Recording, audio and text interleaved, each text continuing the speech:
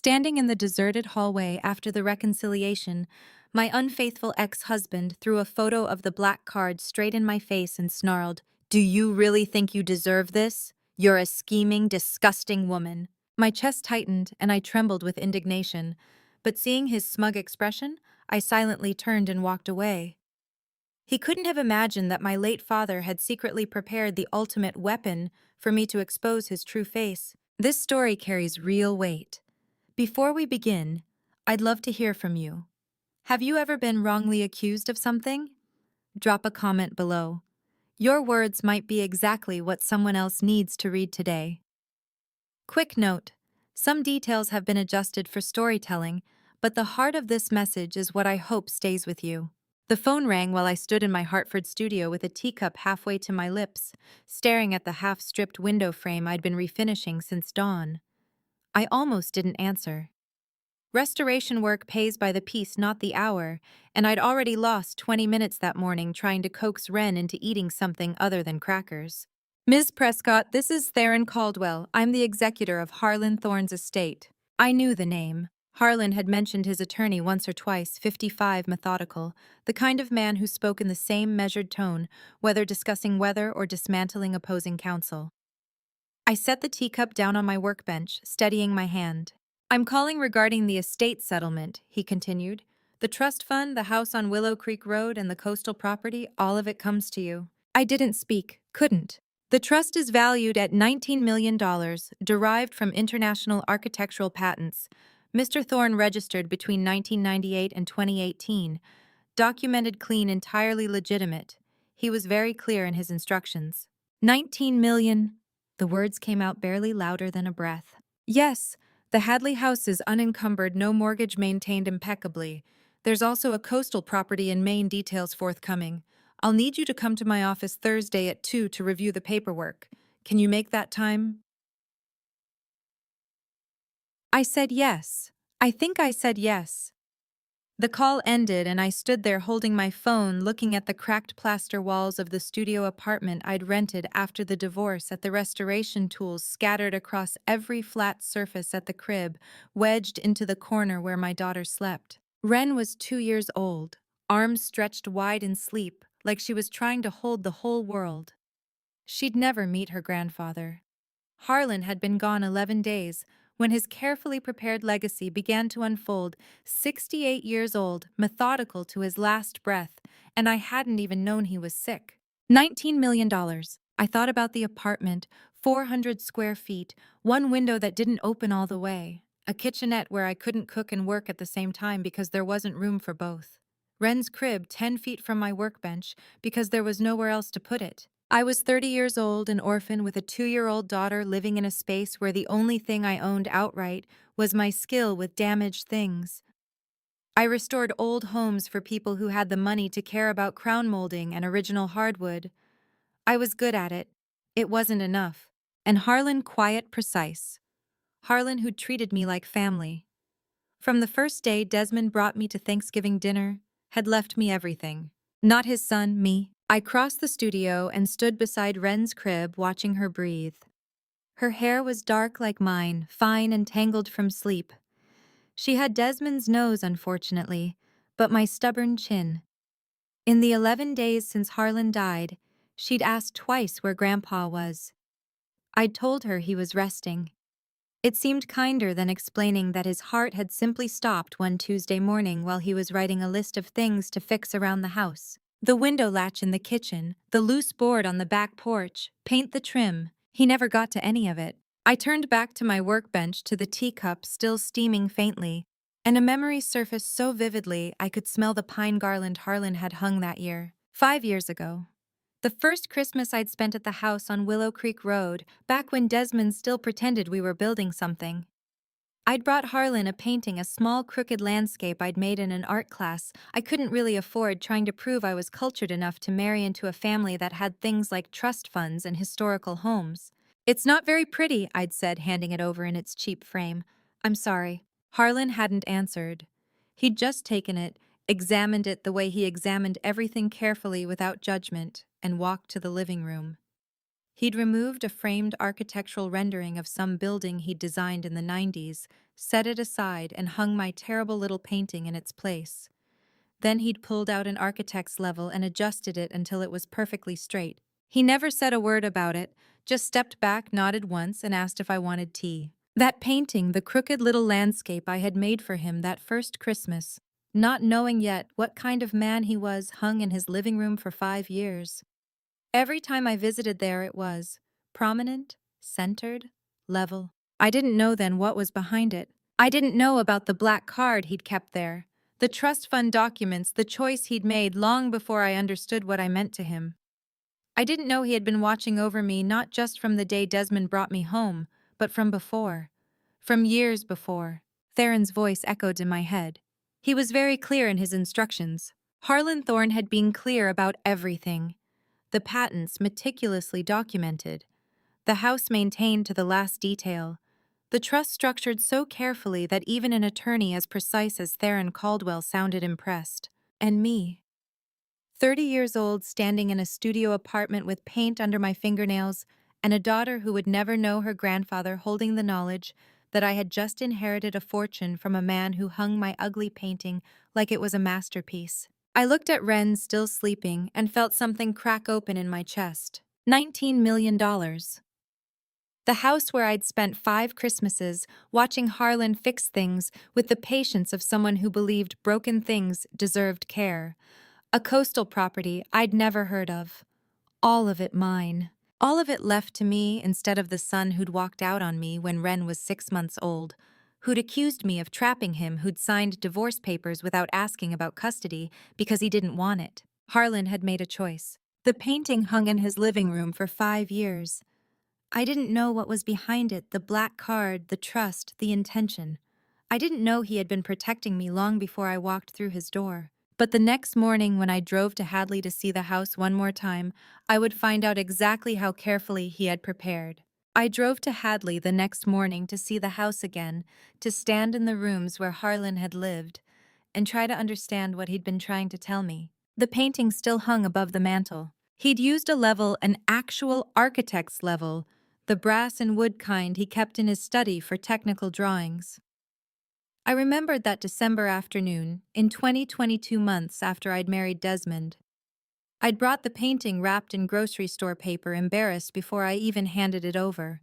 "It's not very good," I'd said. "I'm sorry I'm not an artist." Harlan took it without a word, unwrapped it, examined the crooked horizon and muddy colors, nodded once. Then he walked to the mantel, removed the framed architectural rendering that had hung there, something important from the 90s, and set it aside. He disappeared into his study and came back with the level. I watched him measure, adjust, measure again. The painting was 8 inches across, amateur work in a cheap frame, and he treated it like a museum piece. When he finished, he stepped back, checked once more, and went to make tea. He hung it where Desmond's college diploma had been, and he never moved it. That was when I first understood what kind of man Harlan Thorne was. Not from what he said, he barely said anything, but from what he did with something I'd apologized for. The years after became a catalog of small attentions I didn't recognize as love until later. He learned which tea I drank and kept it stocked without mentioning it. When I worked late in the library on restoration projects, he'd turn off lights in the rest of the house, but leave one lamp burning near my chair. When Wren was born in 2022, he held her with careful wonder and never complained when she cried at 3 in the morning. When Desmond filed for divorce in 2023 and I started looking for apartments, Harlan stopped me in the kitchen one morning. "The guest room is yours," he said, pouring coffee. "You and the baby, for as long as you need." It wasn't a question. He said it like a fact, like I'd always had a place there.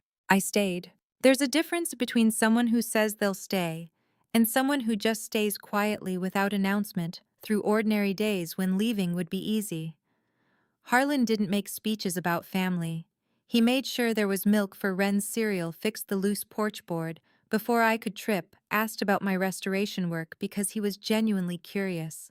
He remembered Wren's birthday without being reminded. Showed up at her second birthday with a wooden toy he'd built, a little house with hinges so precise they looked like jewelry. She carried it everywhere. I didn't know then that he'd set her birth date as the passcode for the card he kept hidden.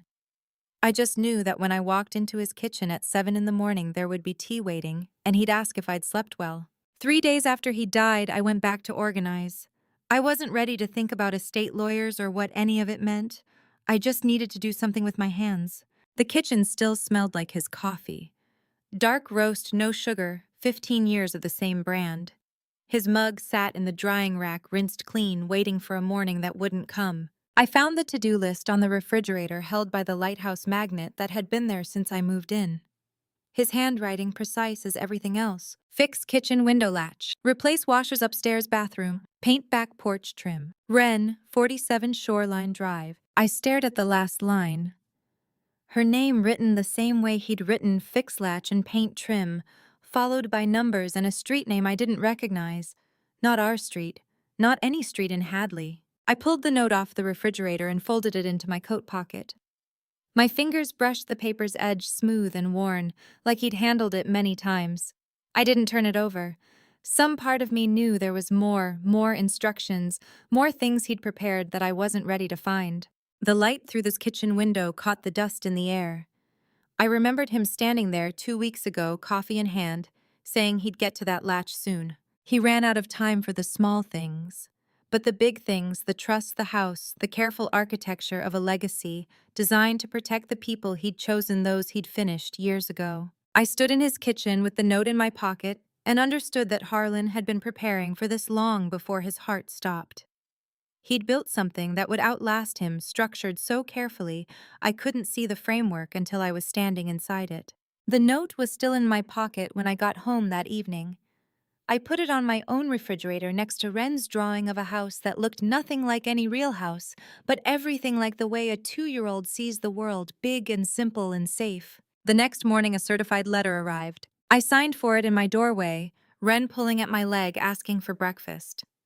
The envelope was thick, official, the kind of paper that means lawyers and money and fights you don't want. Inside, a contest of will, undue influence, lack of capacity, legal words that meant someone thought I'd manipulated a dying man into leaving me a fortune, and attached a photograph of the painting above Harlan's mantel, with a close-up showing the outline of the black card just barely visible through the frame. They knew, Desmond knew. The letter listed 3 petitioners: Desmond Thorne, Olive Thorne, Raquel Thorne. His son, his daughter, his ex-wife, all of them coming for what they thought was theirs. I folded the letter carefully and set it on the counter next to Harlan's to-do list. He'd prepared for the small things and the big things. And now I'd have to prove that what he'd given me wasn't stolen, it was chosen. The photograph fell out first, a clear shot of the black card in someone's hand, the magnetic strip visible, Harlan's signature on the back, before I even finished reading the words undue influence typed in bold across the legal letterhead. I stood in my apartment building's mailbox hallway, certified letter spread open in my hands, and understood that this had been planned. Not improvised in grief, but calculated while Harlan was still alive. The letterhead read, Hugh Redmond, attorney at law. The text below was surgical, designed not just to win, but to wound. Hugh Redmond, 40 and billing by the aggressive sentence, had called my 5 years with Harlan calculated affection in paragraph 3. Paragraph 7 accused me of exploiting a position of trust and dependence to unduly benefit yourself at the expense of rightful biological heirs. Rightful heirs, as if love was a matter of blood percentage. The photograph had metadata printed along the bottom, January 28, 2025, 2 weeks before Harlan died, which meant someone had found the card, photographed it, and put it back without telling him. Someone who'd been in the house when he was too sick to notice. Haven, Desmond's girlfriend who'd visited during what she'd called paying respects, but what I now understood was reconnaissance. They knew about the card, which meant they'd been planning this lawsuit since before his heart stopped, which meant this had never been about grief at all. I read the letter twice, standing at my mailbox with other tenants walking past me to collect their mail. Then I went inside and made tea. What do you call it when your husband's family decides you manipulated the only man who ever chose you simply because he left you what they believed belonged to them by blood? I called Theron. They're claiming undue influence, I said when he answered, and they have a photo of the black card. There was a pause, then taken when, January, 2 weeks before he died. So they photographed evidence in a dying man's home and filed suit the moment the will cleared probate. His voice was flat, the tone of a man cataloging facts for later use. I'll need to see the letter. Can you bring it to my office this afternoon? I said yes and hung up. Wren was at daycare. The apartment was silent except for the radiator ticking and the sound of someone's television through the wall. I sat at my kitchen table with the photograph in front of me and tried to remember the last time I'd seen Harlan awake enough to know who was in his room. January 28th. I'd been there that day. So had Desmond making his obligatory appearance and Haven, who'd brought flowers and said something about how hard this must be. She'd been alone with him for maybe 10 minutes while Desmond and I argued in the hallway about whether to move him to hospice. 10 minutes to find the card behind the painting, photograph it, and put it back. 10 minutes to gather ammunition for a lawsuit they'd file 5 weeks later. I thought about Desmond, 35, and wearing entitlement like a second skin, the kind of man who believed inheritance was owed, not earned. I hadn't thought about him much since the divorce. He'd moved on quickly, found Haven within a month, made it clear he wanted nothing to do with Wren or the life we'd built. But he wanted the money that he'd fight for. I turned the letter over and saw the co-petitioners listed at the bottom. Desmond Thorne, Olive Thorne, Raquel Thorne. Son-daughter, ex-wife. A united front of blood relatives demanding what they claimed was stolen. And all I had was 5 years of quiet mornings and fixed porch boards and a painting hung with an architect's level. I didn't know then what Harlan had written the night I married his son. I wouldn't find the diary for another 3 months, wouldn't read the entry dated October 15th, 2020, until Theron handed it to me in a courtroom and said, "This is why he changed everything." But I know now what happened that night. Desmond sat in the family import-export company office at 2 in the morning, still wearing his wedding tuxedo, transferring funds to an offshore account his father would never be told about. Temporary loan, he'd told himself. The old man would never notice. Just enough to cover the investment opportunity that couldn't wait, the sure thing that would pay back double. Harlan couldn't sleep. Weddings made him sentimental, and seeing his son marry someone like me, someone who worked with her hands, who apologized for amateur paintings, who seemed genuinely surprised that anyone would choose her, had given him something he hadn't felt in years. Hope, maybe. Or just relief that Desmond had found someone decent. He walked past the office on his way to the kitchen and saw the light still on. Through the half-open door, Desmond at the computer, the company account open on screen, transfer confirmation visible even from the hallway. The amount clear enough to read. $47,000 moved to an account Harlan had shut down 2 years ago, after the last time Desmond had borrowed without asking. Harlan stood in that hallway for 30 seconds watching his son steal on his wedding night. Then he turned around, walked to his study, and opened the diary he'd kept for 40 years. The entry was 4 words long. He made his choice. That was all. 4 words dated October 15th, 2020, written in the same precise hand that had written fix latch and paint trim, and Wren's name with coordinates I still hadn't looked up. Harlan had given his son a door that night, a chance to stop, to choose differently, to become someone his father could recognize.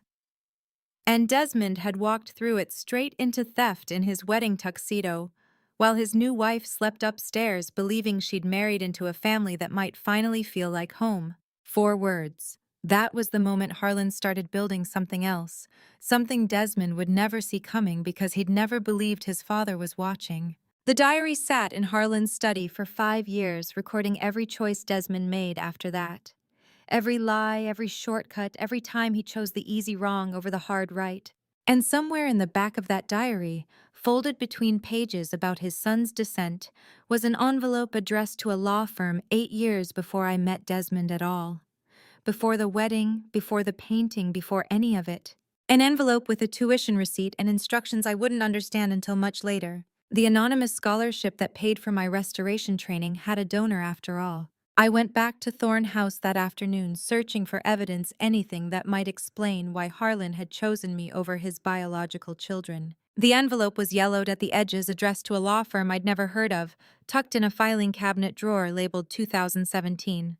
3 years before Desmond brought me home. Inside, a receipt from the Hartford Institute for Document Restoration, dated September 2017. Full tuition for Advanced Document Restoration Certificate Program, $8,000, paid in full by anonymous benefactor. 8 years ago, I'd been 22 working retail. I'd applied for the restoration program after discovering I was good at patient work with damaged things. The tuition was impossible. I applied anyway. 2 weeks later, acceptance letter and full scholarship. Anonymous donor, no obligations. I'd cried for an hour, then called my landlord to say I could pay rent after all. The scholarship had changed my life, given me a skill, a career, independence. And I'd never known who paid for it. Harlan Thorne had written the check 8 years ago. Had decided then, before I knew his son existed, that I was worth investing in. He had chosen me before I chose his family, before his son chose me, before I had any idea that the quiet architect funding a stranger's education would one day hang my painting on his wall and call me family. I sat in his study trying to understand how he'd known, how he'd found me at all. The filing cabinet had more. Letters from the Institute thanking the anonymous donor. My graduation certificate from 2018. A newspaper clipping with my name circled in pen. He'd been watching. And when his son brought me home in 2020, Harlan must have recognized me immediately while I introduced myself like a stranger trying to impress my boyfriend's father. He never said a word, just hung my painting and asked what kind of tea I liked. I turned to the painting on the wall and remembered the day I'd taken it down. March, 2 weeks after Harlan died. I'd been packing, organizing, trying to keep my hands busy. The painting came off easily. When I turned it over to wrap it, something black and plastic fell from the back of the frame. A card. Magnetic strip on one side, signature on the back in Harlan's handwriting. I'd called Theron immediately. I found something behind the painting, I said. A card with his signature. The access card, Theron said. For the trust. I was going to give it to you next week, but he wanted you to find it yourself. The access card, Theron said. For the trust. I was going to give it to you next week, but he wanted you to find it yourself. The passcode is your daughter's birth date, month. Day, year, no spaces. He used her birthday. He updated the card's security to her birth date, the day she was born, Ms. Prescott. February 14th, 2022. The trust itself had been protected long before, but that afternoon he made his granddaughter the literal key to it. Wren had been 3 days old. I'd been recovering from delivery, my marriage falling apart. And Harlan had been calling his attorney, making his granddaughter the key to a fortune she wouldn't understand for decades. I held the card for a long time before I understood that this was not a gift. This was a responsibility, a trust in both senses of the word, a bet he'd placed on me 8 years before we met, that I would use it well, protect it, carefully, raise Wren to understand that some things matter more than money. The card was still in my wallet now, 2 months later, as I sat in his study with the scholarship receipt and understood the scope of what Harlan had built. He had funded my education in 2017, recognized me when his son brought me home in 2020, watched me through marriage, pregnancy, divorce, set Wren's birth date as the passcode, the day she was born, documented Desmond's betrayals in a diary I was only beginning to read. He had prepared for this, all of it. I spread the documents on his desk, scholarship receipt from 2017, graduation certificate, newspaper clipping with my name, circled the access card with Wren's birthday as the key. 8 years of careful planning, invisible until now. And suddenly I understood something else. The lawsuit hadn't surprised Harlan. He'd built defenses against it years before it was filed. The diary entries, the documentation, the scholarship paper trail, all evidence he'd known I'd need. He'd prepared me to fight. I was putting the documents back when I heard a knock on the front door. He'd prepared me to fight. I was putting the documents back when I looked out the window and saw a familiar figure crossing the street. The real battle wasn't just going to happen inside a courtroom. It was starting right on my doorstep. I found out how many witnesses they'd coached 3 days later when Constance Whitfield crossed the street toward me with the kind of concerned expression people practice in mirrors before delivering bad news. She was 65, recently retired from 30 years teaching elementary school, and she'd lived across from the Thorne house long enough to know what lawyers paid for helpful memories. "I wanted to check on you," she said, stopping me on the sidewalk. "This must be such a difficult time." I'd been carrying boxes from my car restoration files. I was moving into Harlan's study. Constance stood between me and the front door, blocking my path. "I'm managing," I said. "Of course you are." She adjusted her cardigan. "I hope you don't mind me asking, were you here often? Taking care of him, I mean. It must have been difficult with your own life in Hartford." The question sounded casual. It wasn't. I visited regularly, I said. How regularly? Once a week more. I shifted the box in my arms. It varied. I'd see him sometimes sitting on the porch. Alone. Did you stay overnight much, or was it mostly day visits? The shift from neighborly concern to legal precision. Why do you ask? She smiled. Oh, no reason. Just making conversation. Though I suppose it matters now, doesn't it? With the estate, people will want to know how much time you actually spent here. I set the box down. Constance, who told you to ask me that? No one told me anything. Her voice went sharp. I'm just concerned. Young woman, older man, all that money. You can understand how it looks. How what looks? The situation. Him leaving everything to you instead of his own children. People talk. I watched her carefully.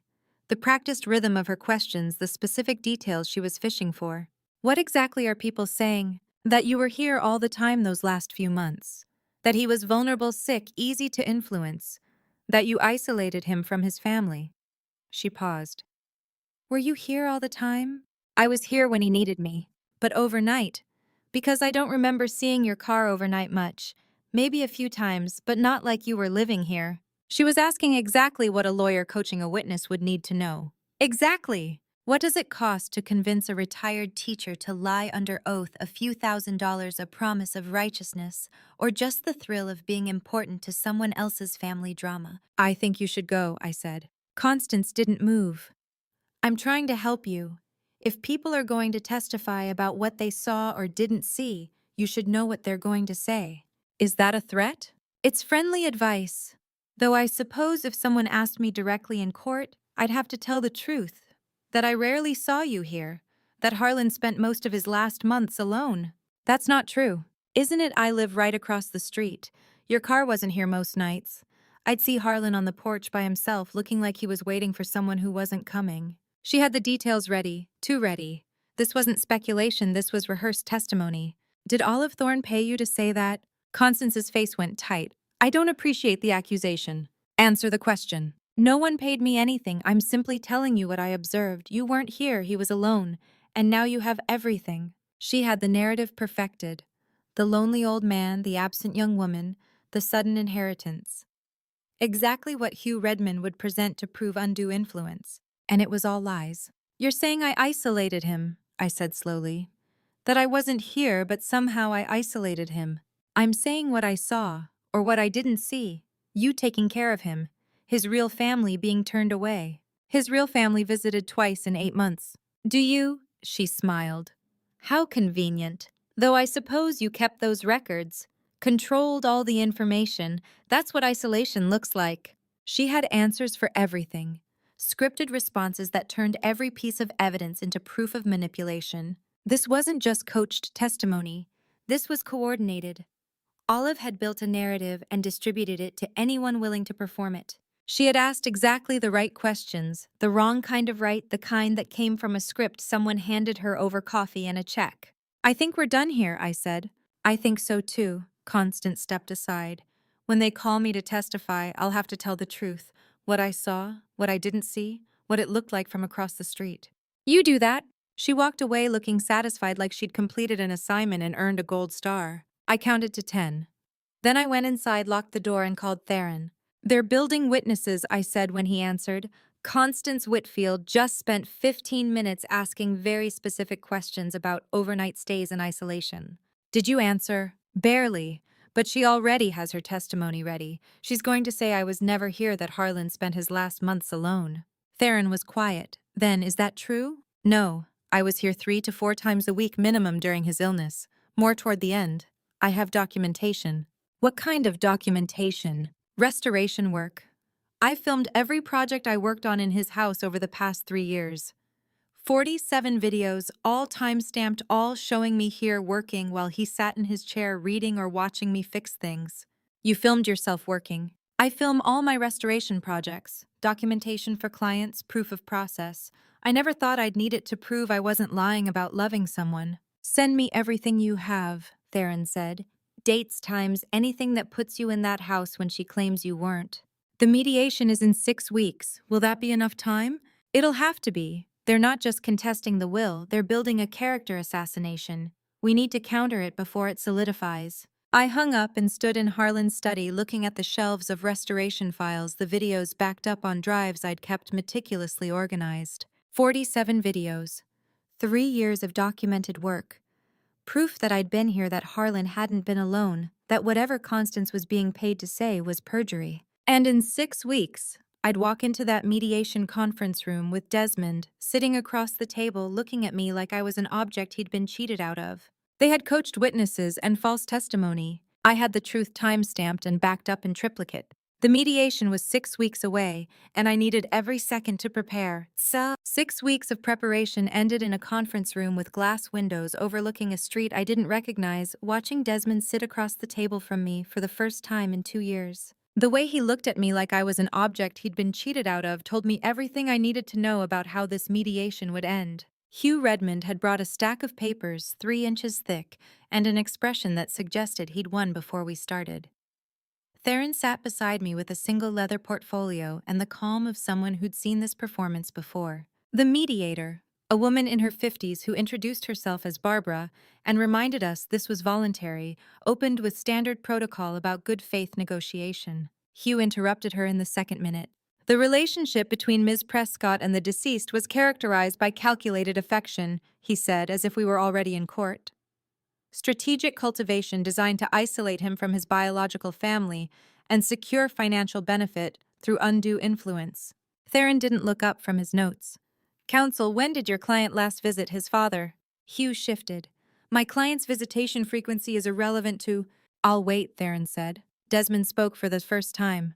I saw him at Christmas. Which Christmas? Silence. Because your father died in February, Theron continued. Which means if you're referring to the most recent Christmas, you saw him 6 weeks before his death. And before that, Desmond looked at Hugh. Hugh looked at his papers. My client's visitation schedule doesn't negate the pattern of isolation, Ms. Prescott. Answer the question, Theron said. Desmond's jaw tightened. I don't remember exactly. The previous Christmas, 23 months before your father's death. We have visitor logs from his medical appointments, grocery delivery records with contact numbers, and 47 time-stamped videos of Ms. Prescott performing restoration work in the house over a 3-year period. How many times did you visit in that same period? I had my own life, Desmond said. I'm sure you did. Hugh shuffled papers. The frequency of physical visitation is separate from the question of whether Miss Prescott exploited a position of trust to unduly benefit herself.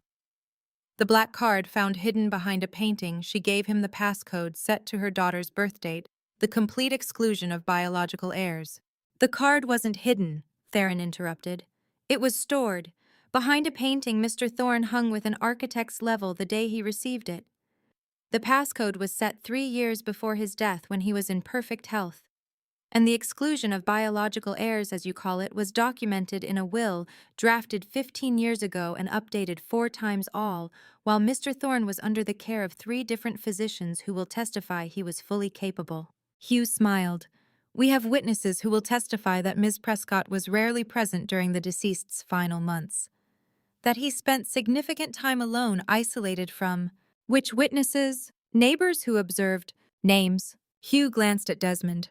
Constance Whitfield, for one. She lives across the street and has detailed recollections of Ms. Whitfield, who approached my client 3 weeks ago asking suspiciously specific questions about overnight visits, and then threatened to testify about observations that directly contradict 47 time-stamped videos showing my client present in the home. What is calculated affection? Loving someone who notices which tea you drink?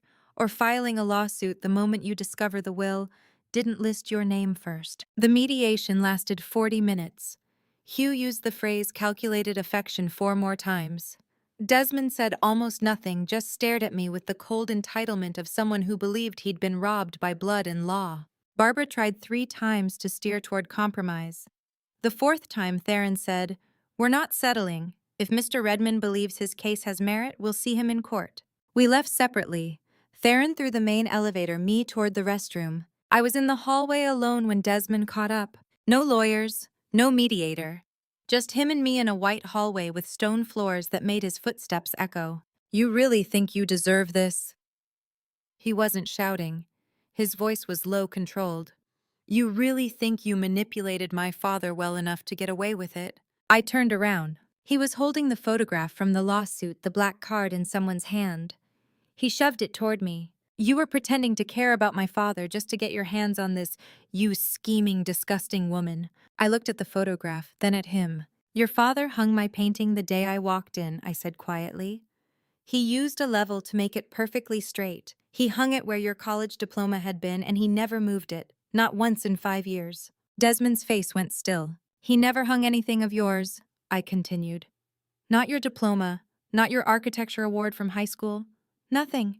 Because by the time I met him, he already knew exactly who you were. You don't know? He knew, I said. And he chose me anyway. Not because I manipulated him. Because you spent 35 years proving you didn't deserve what he'd built. The elevator chimed behind me. Desmond's mouth opened, closed, opened again. He had nothing to say. I stepped into the elevator. The doors closed. I stood there alone, shaking slightly, thinking that the hardest part wasn't what he'd said. The hardest part was that I'd needed to say it at all. The hardest part was knowing what I'd overheard 2 years ago before the divorce was final, when I'd walked into Harlan's kitchen and heard Olive on speakerphone giving Desmond very specific instructions about hiding company assets and shell corporations before filing paperwork. I'd never told anyone, not Harlan, not Theron, not anyone. But standing in that elevator, shaking from adrenaline and truth-telling, I understood something I should have seen earlier. Harlan had been documenting it. All of it. Every shell company, every hidden account, every instruction Olive gave her son about how to steal before leaving. He'd known. And somewhere in that study and those files I'd been sorting through for months was evidence of exactly how deep the fraud went. Theron needed to hear about the shell company conversation I'd never mentioned. And I needed to find whatever Harlan had hidden in that box labeled 1998 to 2025 that I'd been avoiding because I wasn't ready to see 23 years of a father's disappointment documented in chronological order. I went straight to Theron's office from the mediation and sat across from him with my hands still shaking. There's something I never told you, I said, about the divorce, about why Desmond hid assets. Theron set down his pen. 2 years ago, before the divorce was filed, I was at the Thorne house. Wren was sleeping upstairs, and I came downstairs for water. I heard voices in the kitchen, Olive on speakerphone, Desmond listening. I could still hear it. The way Olive's voice came through the speaker with absolute clarity, 60 years of old money wrapped in faded dignity, and the kind of calculation that looked like family planning. She was giving him instructions, I continued, about the family import business, about accounts I didn't know existed. She told him to transfer everything to shell companies before filing paperwork. That way, she said, the orphan gets exactly what she deserves, nothing. Theron's expression didn't change, but his pen moved to fresh paper. Did you tell your father-in-law? No. I stood in that hallway for maybe 30 seconds, then went back upstairs. I didn't want to fight. I didn't want to make things worse. I paused. But Harlan was in the adjacent room. I saw his shadow against the wall. He heard everything. And he documented it. That night, date time direct quotes. I found the entry yesterday when I was going through his study. Theron wrote in silence for a moment. She called you the orphan? That's what she's always called me. Never my name. Just the orphan who didn't belong in her son's house. Olive Thorne spoke the word orphan like it was something dirty she'd found on her shoe and meant every calculated syllable. She planned it before the divorce was filed, I said. Before Wren was born. Before I had done anything except exist in a house where she didn't want me. Theron set down his pen. I need everything. Every diary entry, every document, every piece of paper your father-in-law saved. Can you get me access this week? I nodded. There's more, I said. A box. Bottom drawer of his filing cabinet. It's labeled 2002 through 2024. I haven't opened it. Open it, Theron said, today. What does a father do when he watches his son year by year, lie by lie, become someone he cannot recognize, cannot save, cannot even speak to without breaking? He documents. I found the box that afternoon in Harlan's study, exactly where I remembered seeing it months ago. Cardboard reinforced corners, the kind of box that holds things you don't want to lose but can't bear to look at. The label was in Harlan's handwriting, D. Thorne, 2002 to 2024. I opened it on his desk. Inside manila folders, organized by year. I started with 2002. A school report card. Desmond, age 7 straight A's except for conduct. A note from his teacher about blaming a classmate for test answers he'd copied himself. Harlan's handwriting in the margin. First time he looked me in the eye and lied without hesitation. 2005 bank statement showing a joint account opened without permission. $2,000 withdrawn spent on things a 10-year-old shouldn't have. 2008 high school suspension letter for plagiarism. Desmond's written appeal claiming the teacher was biased. Harlan's note, he believes it now. That's worse. 2012 college transcript showing purchased papers. Evidence Harlan had gathered but never used, letting his son graduate with honors he hadn't earned. 2015 First Shell Company registration. Business documents showing Desmond funneling family money into accounts Harlan didn't control. 2020 wedding night. The offshore transfer I'd already known about. Harlan's entry, he made his choice. 2023 Olive's phone call about hiding assets.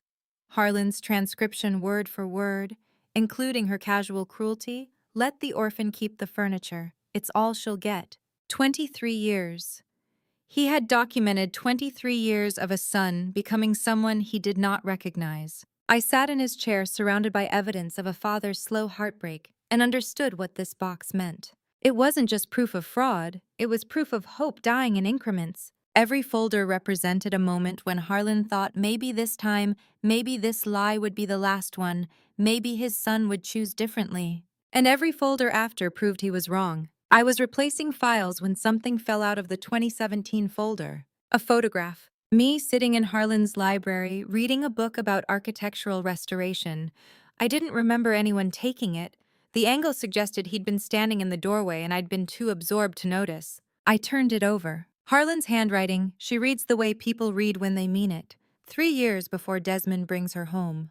Dated 2017, the same year he'd paid for my restoration training. He had been watching me for 3 years before I walked through his door, and in all that time, he had not once looked at me the way his son did, like something to own, to use, to discard when finished. He'd looked at me like someone worth investing in, worth protecting, worth choosing. I set the photo carefully on his desk and understood that somewhere in between tracking his son's moral decline, Harlan had started documenting something else entirely. Not dissent, assent. Not disappointment, hope. Not what he was losing, but what he might save. I gathered the box and the photo and drove back to Theron's office. He opened the first folder while I sat across from him, watching his expression shift as he read about a 7-year-old's calculated lie, a 10-year-old's theft, a 15-year-old who believed his own fabrications. This is 23 years, Theron said quietly. I know, beginning when Desmond was 7. Yes. Theron closed the folder and looked at me. Your father-in-law was building a case against his own son for 2 decades. He was watching his son become someone he couldn't recognize, I said. And when he found someone who read books the right way, who apologized for amateur paintings, who noticed when he left lights on, he made a different choice. I sat in Harlan's study that afternoon and read the first entry from 2002, the one that explained 23 years of careful documentation. His handwriting was smaller than in later entries, as though he'd been trying to contain something too painful to write at full size. He lied without hesitation. He watched to see if I believed him. I am not sure which part troubles me more. The entry detailed an incident at school. Desmond, age 7, had faked test scores by copying answers from another student, a boy named Tyler Morrison, who sat 2 seats ahead. When the teacher questioned him, Desmond blamed Tyler. Said Tyler had been looking at his paper, not the other way around. The teacher believed him. Tyler was suspended for academic dishonesty. Harlan wrote, Tyler Morrison will be punished for something Desmond did. And Desmond will learn that lying works. He will learn that he can shift blame, that adults will believe him, that consequences are for other people. Then the 4 sentences that stayed with me. I asked him if he was certain, the entry read. Harlan's ink practically bled through the page as I read his description of how his own 7-year-old boy stared back without a hint of shame. Harlan's ink practically bled through the page as I read his description of how his own 7-year-old boy stared back without a hint of shame. It was a chilling realization, written in neat cursive, the precise moment my father-in-law realized his son's moral compass was permanently broken. A 7-year-old child who could lie without hesitation, who could watch an innocent classmate take punishment, who could meet his father's eyes and double down. Harlan had recognized it, that first moment, and he'd documented every moment after hoping I think that he was wrong. What does a father do when he sees it, the exact moment when his child chooses cruelty over honesty, learns that lying works, discovers he can shift blame and walk away clean? He watches, he records, he hopes that next time will be different. And he builds evidence for the day when hope runs out. I turned the page. The entries continued. 2003 Desmond, age 8, stealing lunch money from other students. 2004 Desmond, age 9, forging Harlan's signature on permission slips. 2005. The bank account opened without permission. 2006. The first time Harlan confronted him directly. Desmond had cried, apologized, promised it would never happen again. Harlan's note. He has learned to perform remorse. That's worse than the theft. 2007 through 2010. A catalog of escalation. Lies becoming more sophisticated. Manipulations more calculated. The distance between who Desmond was and who Harlan had hoped he'd become growing wider every year. By 2015, the entries had changed tone. Less shock, more resignation. Harlan was no longer recording surprises, he was documenting patterns he'd learned to predict. 2020, he made his choice. 2023. Olive called, they are planning something, I will watch. 2024. She reads the way people read when they mean it. That last entry was dated 3 months before Harlan died. 3 months before his heart stopped while writing a to-do list that included fix latch and Wren's name with coordinates I still hadn't looked up. He had hoped year after year that he was wrong about his son. The journal was proof that he never stopped hoping. It was also proof that he had never been wrong. I closed the diary and sat in the fading afternoon light, thinking about what it costs to watch someone you love become someone you can't recognize, and to document every step of that transformation with the precision of an architect building something that will outlast him. That evening, back at my Hartford apartment with Wren asleep in her room, my laptop chimed with a new email. No subject line. Sender anonymous _sender _749 at protonmail.com. I opened it. One photograph, one line of text. The photo showed 2 people at a restaurant table. Intimate conversation, leaning close. Drinks half finished. The woman was Harlan Thorne, 28, and Desmond's younger sister who'd been listed as co-petitioner on the lawsuit but had never personally contacted me. The man was Hugh Redmond, 40, and billing by the aggressive sentence. The timestamp on the photo, June 2023, 2 years ago, 8 months before Harlan died, a full year before the lawsuit was filed. The caption below, they've known each other longer than you think. I stared at the screen. Raquel and Hugh. Not lawyer and client meeting for the first time after a death. Not professional relationship formed in the wake of contested inheritance. Partners. Conspirators. People who'd known each other long enough to lean across restaurant tables and share whatever they were sharing in that photograph. I checked the metadata, verified the date, ran the image through reverse search to confirm it hadn't been doctored. It was real, which meant Raquel had hired Hugh not because he was a good attorney, but because he was already hers. Which meant the lawsuit wasn't a reaction to grief or surprise, it was a plan they'd been building for years. Which meant Olive's phone call in 2023 about hiding assets wasn't just about the divorce.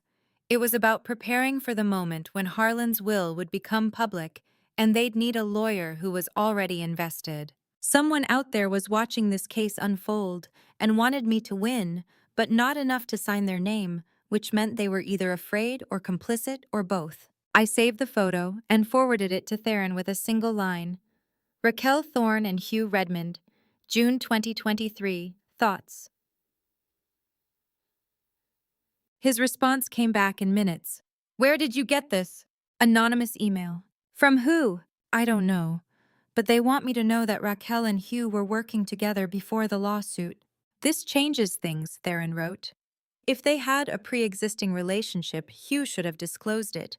This could be grounds for conflict of interest. Or it could be evidence of conspiracy, I typed back. Or both. I closed the laptop and sat in my kitchen staring at nothing. Somewhere out there, someone knew things they shouldn't. Someone had access to 2-year-old restaurant photos and the technical skill to send them anonymously. Someone was watching this fight carefully enough to know exactly what I needed to see. And they wanted Raquel and Hugh exposed. which meant either I had an ally I didn't know about or someone was using me to fight a war I didn't fully understand. I saved the email and said nothing to anyone else. Not yet.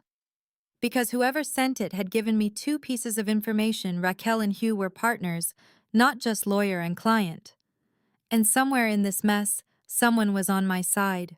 Someone who knew things they shouldn't. Someone watching carefully enough to know exactly what I needed to see. The trial was 3 weeks away. And I was starting to realize that the fight wasn't just about money or inheritance or even justice. It was about who had been planning this the longest.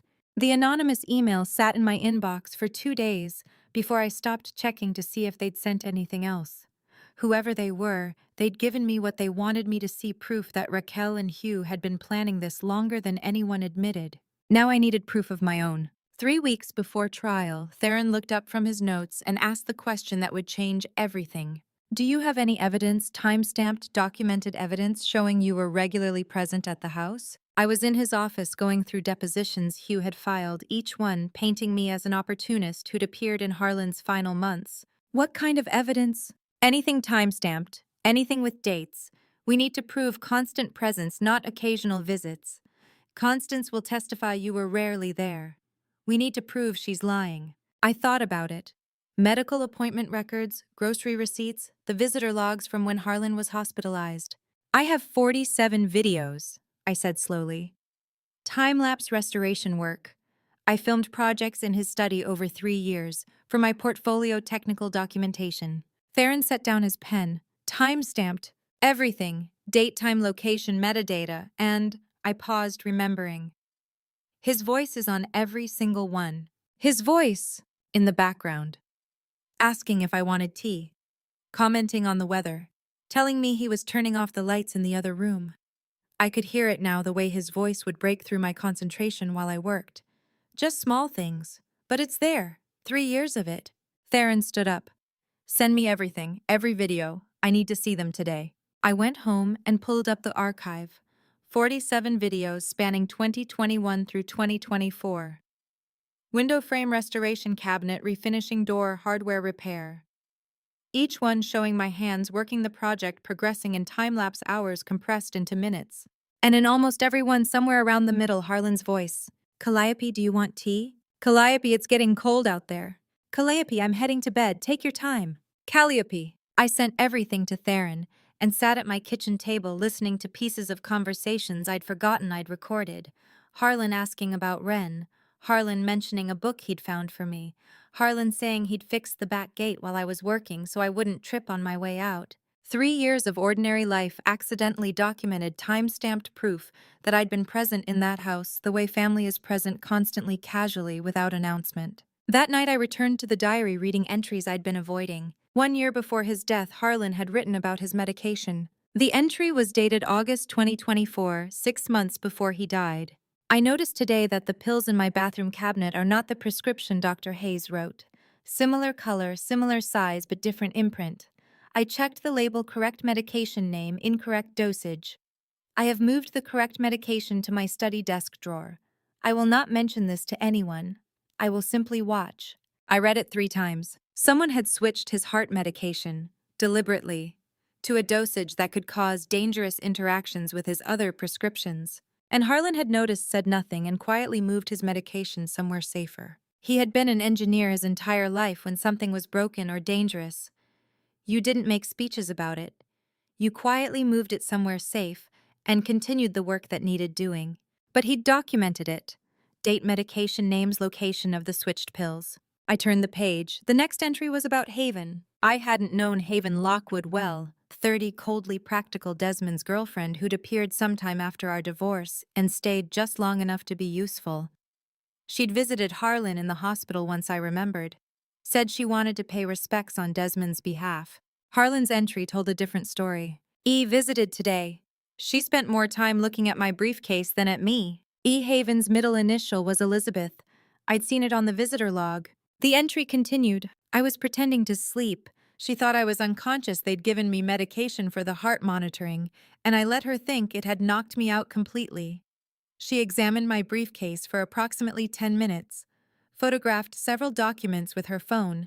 She was careful, methodical, Put everything back in the wrong order. I arranged files alphabetically. She returned them by size. I sat back in my chair. Haven had come to the hospital not to check on a dying man, but to photograph his documents. While Harlan lay in a hospital bed pretending to sleep, she'd rifled through his briefcase, looking for evidence of assets accounts, anything that would help build the case they'd file the moment he was gone. And Harlan had watched, documented, said nothing. The entry ended. She found what she was looking for. The offshore account documentation, the trust structure, the property deeds. She now knows everything Desmond does, not that I have been moving assets away from him for years systematically into accounts and trusts he will never access. Let her tell him. Let them plan. I have been planning longer. I thought about Haven in that hospital room photographing documents while a dying man watched through half-closed eyes. I thought about Harlan going home from that hospital visit and writing it all down, the times, the documents, the methodical theft of information. I thought about the black card hidden behind my painting, the trust with Wren's birth date as the passcode, the 23 years of documentation proving his son had been stealing since age 7, 47 videos, one diary documenting medication tampering, one entry about Haven's reconnaissance. Theron said we had enough to counter Constance's testimony and expose the conspiracy's origins. But I sat with the diary that night, thinking about the one thing we didn't have, the 4 words Harlan wrote on his wedding night, the entry from October 2020 that I'd seen referenced but never found in full. He made his choice. I'd seen that line. But Harlan had written more that night, something about watching his son steal on his wedding night. Something that explained why he'd decided then, 4 years before his death, to change everything. 2 weeks passed in preparation. I never found the complete wedding night entry, just that one line Harlan had written, the 4 words that started everything. But I had 47 videos, 23 years of documentation, and a flash drive that would destroy Constance's testimony the moment Theron decided to use it. The preliminary hearing began on a Thursday in late January. The courtroom in Northampton was smaller than I'd expected. Dark wood paneling, American flag in the corner, yellow institutional lighting that made everyone look slightly ill, and Hugh Redmond stood to present his case like a man who'd already won. Judge Viveka Shelton sat behind the bench with reading glasses and the kind of stillness that suggested she'd already read every page of every brief twice. 55, known throughout Hampshire County for reading every document thoroughly. Before making a ruling, she looked up from Hugh's brief without expression. Hugh opened with confidence. Your Honor, this case concerns the exploitation of an elderly man by someone who cultivated a position of trust for financial gain. Ms. Prescott systematically isolated Harlan Thorne from his biological family, creating undue dependence that allowed her to manipulate him into disinheriting his children in favor of counsel. Judge Viveka interrupted. When was the last time your client visited his father before the hospitalization? Hugh paused. Your Honor, the frequency of visits is not. I'll wait for a date, Mr. Redmond. Silence. Hugh looked at Desmond. Desmond looked at his hands. Christmas, Your Honor, Hugh finally said. December 2024. 6 weeks before death, Judge Viveka noted. And before that, another pause. The previous Christmas, 23 months prior. Yes, Your Honor. Judge Viveka wrote something in her notes. Continue. But the damage was done. Hugh's entire theory rested on isolation, on the idea that I'd separated Harlan from family who wanted to be present. And the judge had just established in the first 10 minutes that Desmond hadn't bothered to visit his father more than once every year or two. How do you prove you loved someone when the people contesting it never bothered to show up, never called, never cared, until there was money involved? Hugh continued presenting his case, but the foundation had cracked. Judge Viveka kept writing notes expressionless, and I sat beside Theron thinking that maybe, just maybe, this judge saw what we saw. The hearing adjourned after 90 minutes with nothing decided. Hugh filed a motion to call witnesses. Theron filed a counter-motion to present evidence. Judge Viveka scheduled a second session for the following week. I walked out of that courthouse thinking we had a chance. The second hearing began 7 days later. Hugh called Constance Whitfield to the stand. She wore a cardigan and practiced sympathy, the kind of concerned neighbor expression that looked genuine if you didn't know she'd been coached. The bailiff swore her in. She placed her hand on the Bible and promised to tell the truth. Then she sat down and started lying. I live across the street from the Thorne house, she said. Have for 12 years. I notice things, you know. Mr. Thorne was alone quite often. Hugh nodded encouragingly. Can you describe what you observed during the last year of Mr. Thorne's life? Well, I'd see him on the porch sometimes, sitting alone. It seemed like she— Constance gestured vaguely in my direction, was rarely there. Maybe weekend visits occasionally. How frequently did you observe Miss Prescott at the residence? Constance tilted her head, thinking. Once a week, maybe less. Certainly not every day. And I don't recall seeing her car overnight more than a handful of times. So your observation as someone who lives directly across the street was that Ms. Prescott was not a regular presence in Mr. Thorne's final year. That's correct.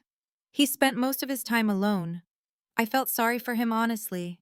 Sitting on that porch waiting for someone who didn't come very often. She delivered it perfectly. Sympathetic, believable, specific enough to sound truthful. And every word was perjury. Theron caught my eye, wrote a single word on his notepad and turned it toward me. Video. I counted them in my head. 47 restoration videos, 3 years of documented work in that house, timestamps, location, metadata, and Harlan's voice in every single one asking if I wanted tea, commenting on the weather, saying my name like it mattered. 47 pieces of digital evidence that would prove Constance was lying. Hugh continued.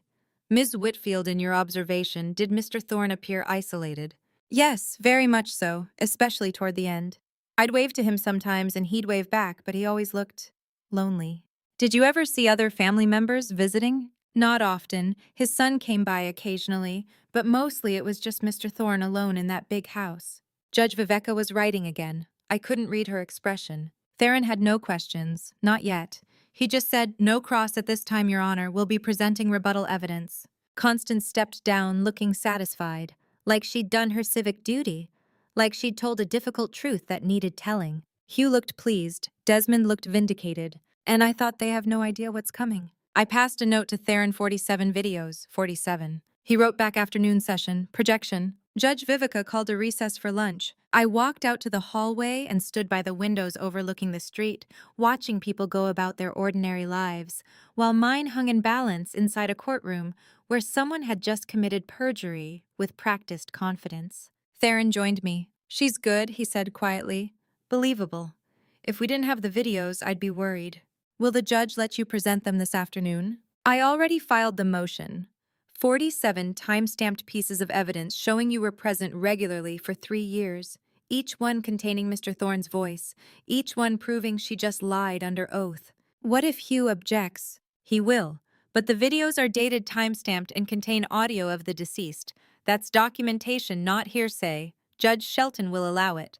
I looked through the window at Constance standing on the courthouse steps talking to someone on her phone, probably telling them how well it had gone, how believable she'd been. She has no idea, I said. Theron smiled slightly. Neither does Hugh, and that's exactly where we want them. We went back inside. The afternoon session would resume at 2 o'clock, and Theron had one word written at the top of his notes, projection.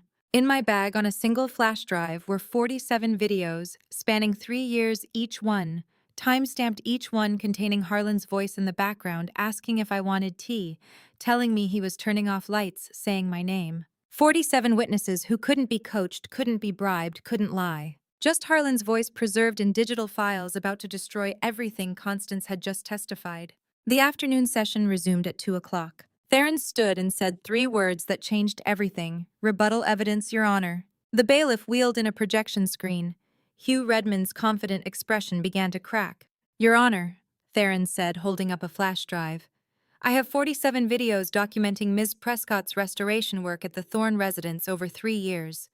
Each is time-stamped with date, time, and location metadata, and each contains audio of Harlan Thorne present in the room. Hugh stood.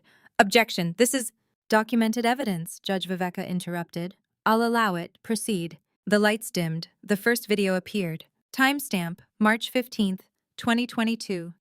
2:47 p.m. Location, Thorne House study. Time-lapse footage showed my hands working on a window frame.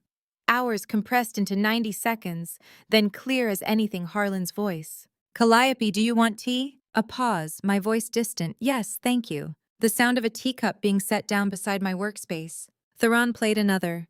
June 2022. my hands refinishing cabinet hardware. Harlan's voice, "It's getting cold, I turned the heat up." Another. August 2022, September 2022, January 2023. Each showing me working, each with Harlan's voice commenting on something small, whether dinner plans, a book he'd found. 47 videos, 3 years. Constant presence, accidentally documented, time-stamped proof that I hadn't been isolating or manipulating or appearing only when convenient. I'd just been there, working, living, being family. I glanced at Constance. She was staring at her hands. "Before I show you the video that made the entire courtroom go silent, are you still with me?" Comment. A, if you think Harlan knew these recordings would matter someday, or B, if you think this was pure accident. Add one short reason so I can see how you're reading this. A quick note. The next part includes some fictionalized details added to deepen the emotional impact. What matters is the lesson behind it. Theron played video 32. Timestamp November 19th, 2023, 3:28 p.m. This one was different. Wider angle to capture a full door restoration. And in the frame, Harlan sitting in his armchair, book in lap, watching me work. The time-lapse showed hours passing. Me sanding, staining, applying finish. Harlan sitting there the entire time, occasionally turning a page, occasionally looking up. And then near the end, his voice quieter than the others, like he hadn't meant for it to be captured. "You're good at this." 4 words, that was all. I hadn't needed them to know it was true. But hearing them in that courtroom among all those people who had called me a schemer, I needed them then. His voice was in 47 videos, not much.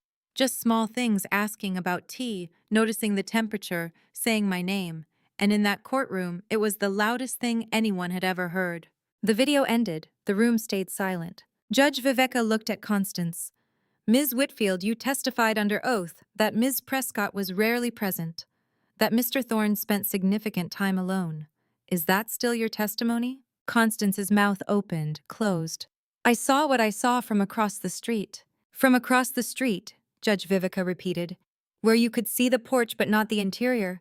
Where you could see if a car was parked outside, but not if someone was working in the study. Is that correct?" "Yes, Your Honor." "And yet you testified with certainty about absence." Constance said nothing. Judge Viveka turned to Hugh. "Mr. Redmond, do you have any response?" Hugh stood visibly rattled. "Your Honor, the videos show presence, but they don't negate undue influence." "They negate your witness's testimony about absence," Judge Vivica said, "which was the foundation of your isolation claim. We'll reconvene in 1 week." She dismissed the hearing. I walked out thinking we'd won something important. Not the case, not yet, but the truth. That evening, Theron and I met in his office to review Hugh's filed documents. I was looking at the property claim form when I saw it. Harlan's signature at the bottom, supposedly authorizing Desmond to file claim on the Thorne house. I stared at it. "This isn't his signature," I said. Theron looked up. "What?" "Look at the final stroke. It goes down." Harlan always pulled up, always. It was the one vanity of a man who had no vanities. His signature ended with an upward flourish. Professional habit from 40 years signing architectural drawings. Theron came around the desk. I pulled out my phone, found a photo of one of Harlan's old blueprints. "See? The terminal stroke pulls upward, every time. Its unconscious architects develop signature habits from signing technical documents hundreds of times." I put the phone next to the claim form. Upward stroke, downward stroke. 2 completely different signatures. "You're certain?" Theron asked. "I've seen his signature on hundreds of documents. I restore old papers, I notice these things. This is wrong." Theron sat down slowly. "If this signature is forged, Hugh Redmond filed fraudulent evidence." "Not just fraudulent," I said. "Forged. Someone signed Harlan's name to a document giving Desmond authority he never had." Forgers make mistakes in the small details, the rhythm of a signature, the pressure of a pen, the unconscious habits that separate genuine from counterfeit. And Harlan's upward stroke was the habit Hugh Redmond didn't know existed. "We need a handwriting expert," Theron said. "Can you get one by next week?" "I'll have one by Monday." I looked at the forged signature again. Thought about Hugh standing in that courtroom with absolute confidence, never knowing that the document he'd filed contained a mistake so obvious that anyone who'd actually known Harlan would spot it immediately. We had video evidence destroying perjury. We had a forged signature proving fraud. And 1 week later, a bank statement would arrive at my old Hartford address. The wrong address, meant for someone else, showing that Haven Lockwood had been systematically emptying her joint account with Desmond one withdrawal after every hearing preparing to run. The conspirators were already betraying each other. I just didn't know it yet. The handwriting expert would testify Monday. The forged signature would be exposed in court, Hugh Redmond's fraud laid bare for Judge Vivica to see. But before any of that happened, a bank statement arrived at my old Hartford address. The apartment I'd lived in before moving to Thorne House, the address I hadn't used in 3 years. Building management forwarded it with a stack of junk mail, and when I opened it, I understood immediately why Haven Lockwood had needed it to go somewhere I would never see it. Joint account, Haven Lockwood and Desmond Thorne. Opening balance 6 weeks ago, $47,000. Current balance $1,200. 6 weeks of systematic withdrawals. I scanned the dates. July 18th, withdrawal $3,000. 1 day after the first preliminary hearing. July 25th, withdrawal $5,000. 1 day after the second hearing where Constance testified. August 1st, withdrawal $4,000. The day after we'd filed the handwriting expert motion. August 8th, withdrawal $6,000. August 15th, withdrawal $8,000. One transaction dated within hours of every hearing, every motion, every development that showed Desmond's case weakening. Haven was already leaving. She had been leaving from the moment she understood he might lose. I sat at my kitchen table with the statement in my hands, thinking about Desmond sitting in those hearings with absolute confidence while his girlfriend systematically emptied their account. Thinking about Haven photographing documents in Harlan's hospital room, calculating exactly how much she could take before running. What do you call it when the person financing your greed decides you're going to lose and starts moving money out, one hearing at a time, preparing to vanish before the verdict even arrives? I called it justice. Quiet ironic, the kind Harlan would have appreciated. I put the statement in my bag and said nothing to anyone. Not yet. Because Haven's betrayal would surface on its own, probably in court. Probably at the worst possible moment for Desmond. Probably when he needed her most.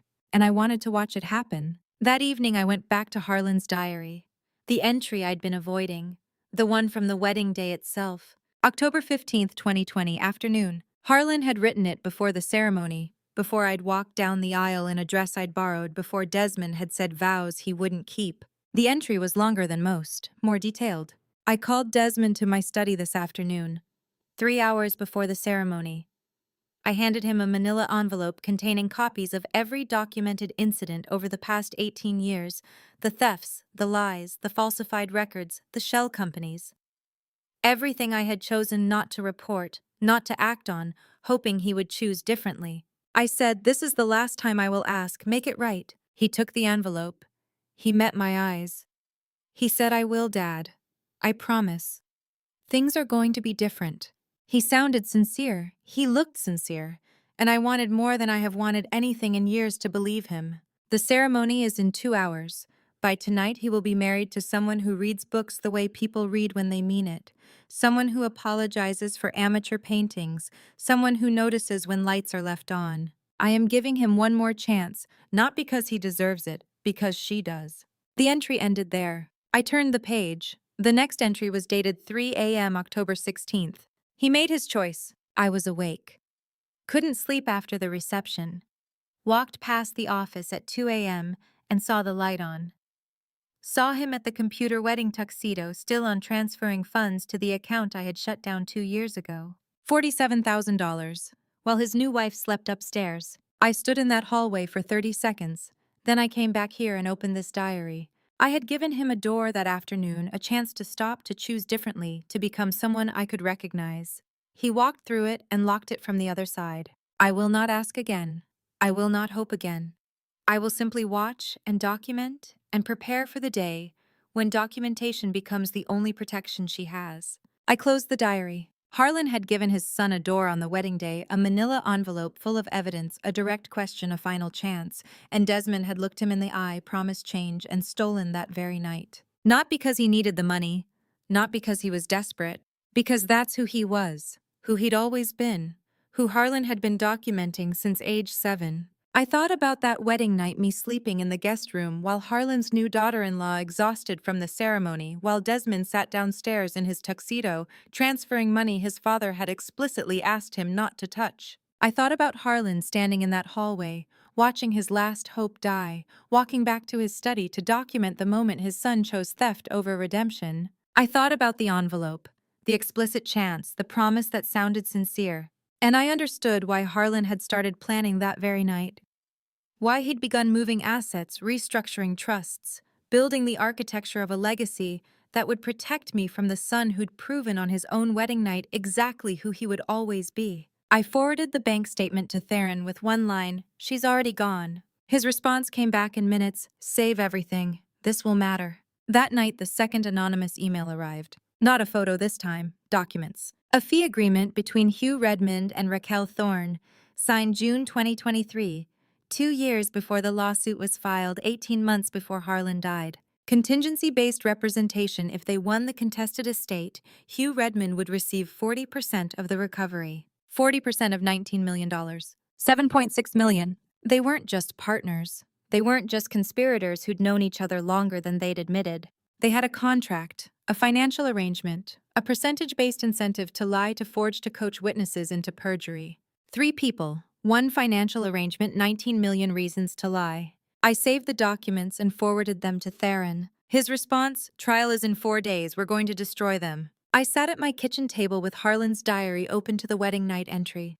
Haven's bank statement showing systematic betrayal, and Hugh's fee agreement proving coordinated fraud. And I thought Harlan had known. He'd known from that wedding night that this war would come. That Desmond would fight for money he'd never deserved. That I would need every piece of documentation, every diary entry, every timestamp to prove that what looked like manipulation was actually love. He'd built me an arsenal. Now I just had to use it. The contract on my laptop screen was dated August 2023, 2 years before Harlan died, and the number jumped out immediately: 40% of any contested inheritance successfully recovered payable to Hugh Redmond upon final judgment. Which meant if they won, Hugh personally walked away with $7.6 million. I read the clause 3 times to make sure I understood it correctly.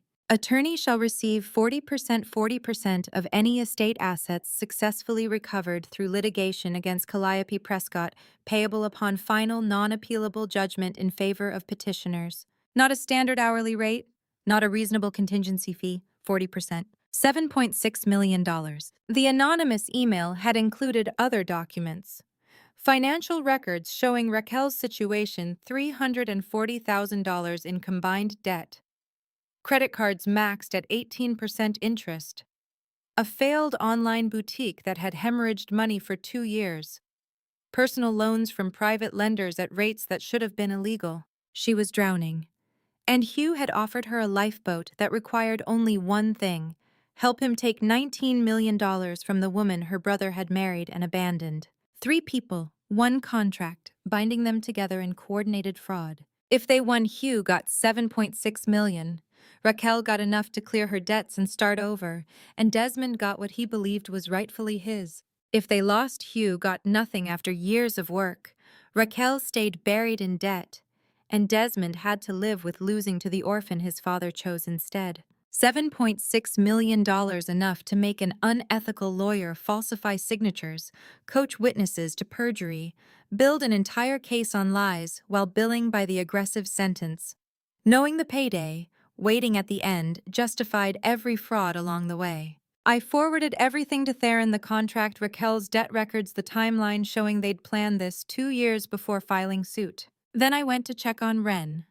She was sleeping with her arms stretched wide the way she always did, like she was trying to hold the whole world. February 14th, 2025.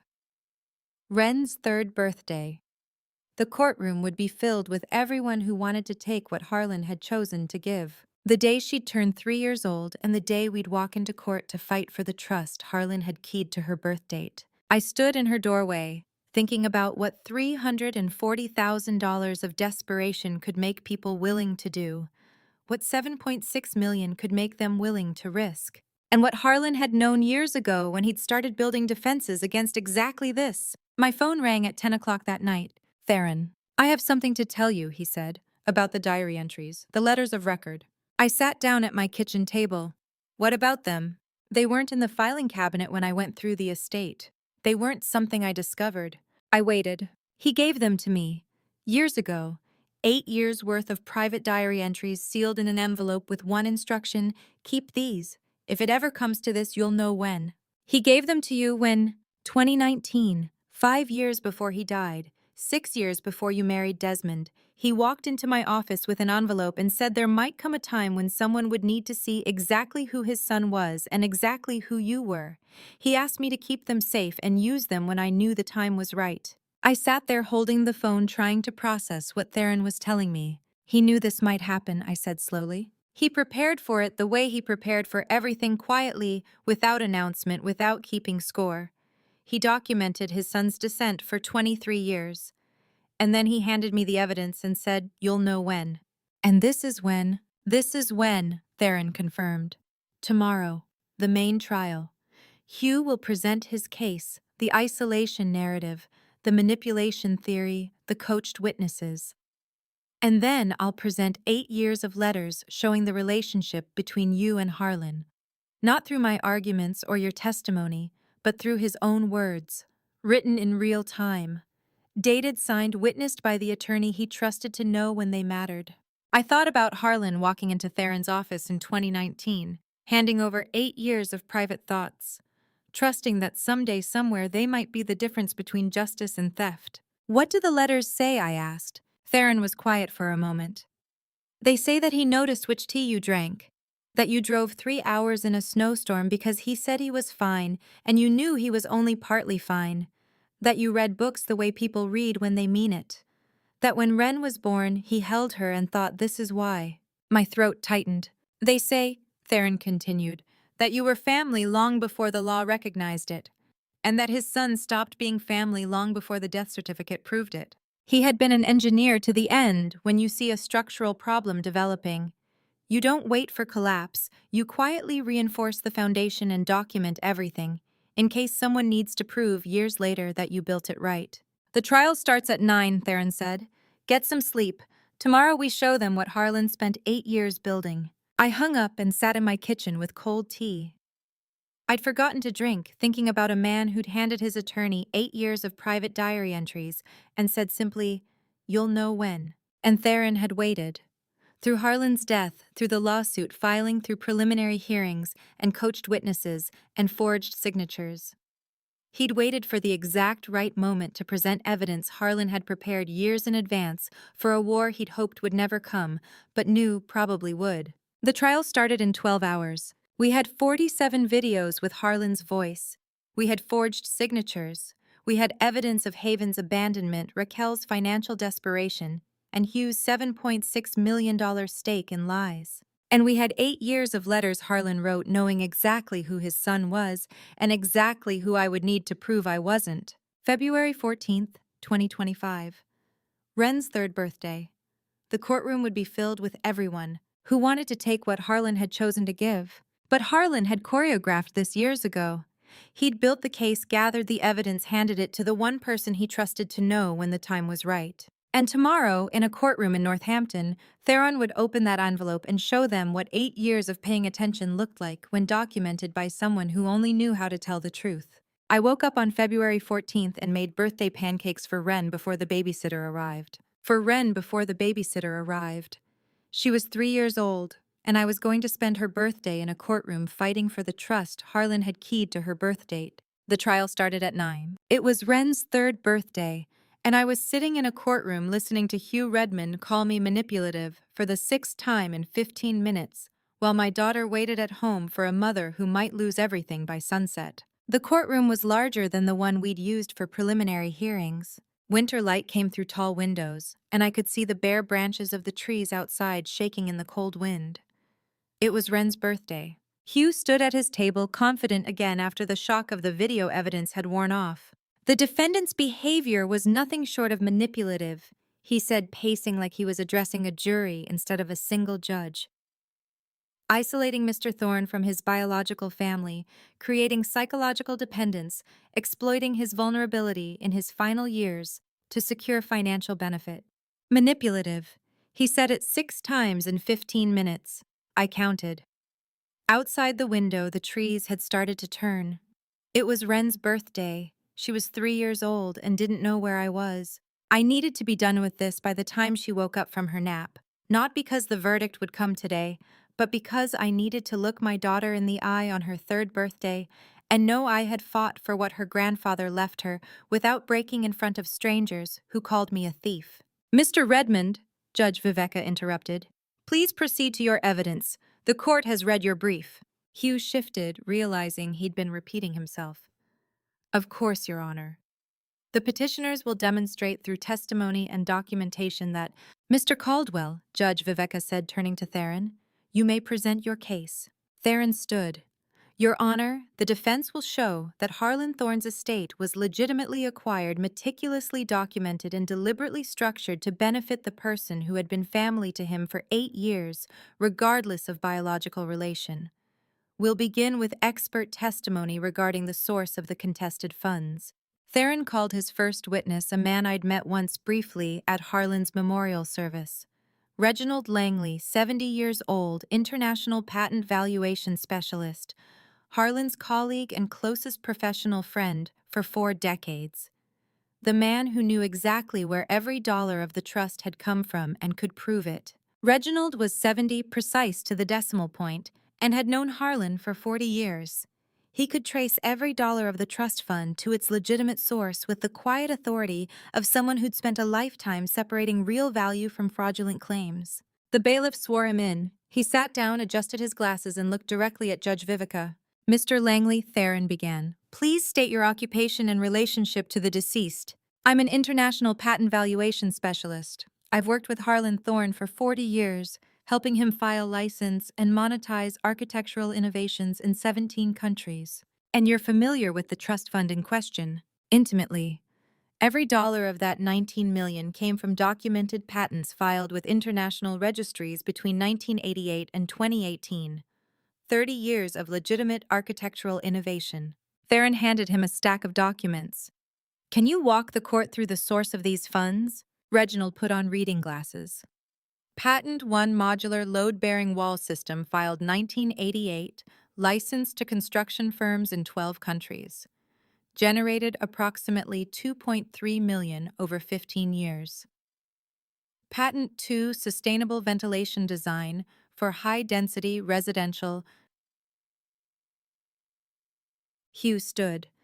Your Honor, this is tedious. We're not contesting the legitimacy of Mr. Thorne's patents. We're contesting who should inherit them. Overruled, Judge Viveka said. Continue, Mr. Langley. Reginald continued for 20 minutes, walking through each major patent, each licensing agreement, each documented disbursement. The money was clean, every dollar traceable, every transaction properly recorded. There is clean money and dirty money, and the difference isn't always volume or source. It's whether you can trace every dollar back to something real, something documented, something that won't dissolve under scrutiny, like smoke. When Reginald finished, Theron asked one final question. In your professional opinion, having worked with Mr. Thorne for 40 years, was he the kind of man who would allow irregularities in his financial documentation? Reginald smiled slightly. He was the most careful man I ever knew with money, not because he was afraid of losing it, because he knew what it was for. Hugh stood for cross-examination, visibly frustrated. Mr. Langley, regardless of where the money came from, don't you find it suspicious that Mr. Thorne left his entire estate to someone he'd known for only 8 years instead of his biological children? No, Reginald said simply. No, you don't find that unusual. I find it entirely consistent with a man who valued character over blood relation. Harlan told me years ago that family is who shows up, and in the 8 years I knew Miss Prescott, she showed up. Hugh's jaw tightened. And you expect this court to believe there are no irregularities in 30 years of international patent? I've provided documentation for each patent, Mr. Redmond. Would you like me to walk through them individually? That won't be necessary. Then I have nothing further to add. The money is clean, the source is documented, and the man who earned it had every right to leave it to whoever he chose. Hugh sat down. Reginald stepped down from the witness stand, looking satisfied that he'd defended his dead friend's reputation. Hugh looked less confident than he had 15 minutes earlier. And Theron stood with the single folder in his hands, 8 years of letters Harlan had written in private, documenting not just what happened, but why it mattered, proving that love could be as carefully archived as patents. Judge Viveka called a 15-minute recess. I walked out to the hallway and called the babysitter. "How is she?" I asked. "Perfect. We made a birthday crown. She's wearing it while she colors. Tell her I'll be home soon. How's it going?" I looked through the window at the courtroom where Theron was organizing documents, where Hugh was conferring with Desmond in low voices, where Judge Vivica would decide if Wren kept what her grandfather had left her. "I think we're winning," I said. I hung up and went back inside. The afternoon session was about to begin, and Theron was about to present 8 years of letters, the kind Harlan had written when he thought no one would ever read them, when he was just documenting truth, because that's what engineers do when they see something worth preserving.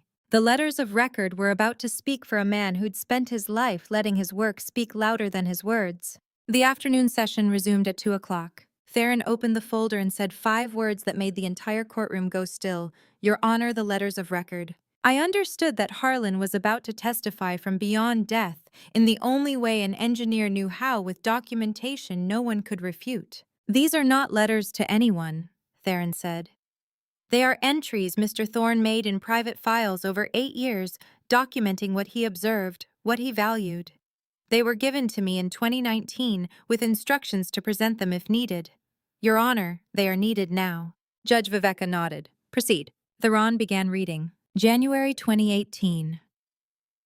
Watched an interview with a young woman who had restored the old State House facade. She explained structural integrity with precision. Her name is Ms. Prescott. I called the institute to fund a scholarship. They said she'd already graduated but was struggling with remaining tuition. I sent a check. Anonymous. My throat tightened. October 2020.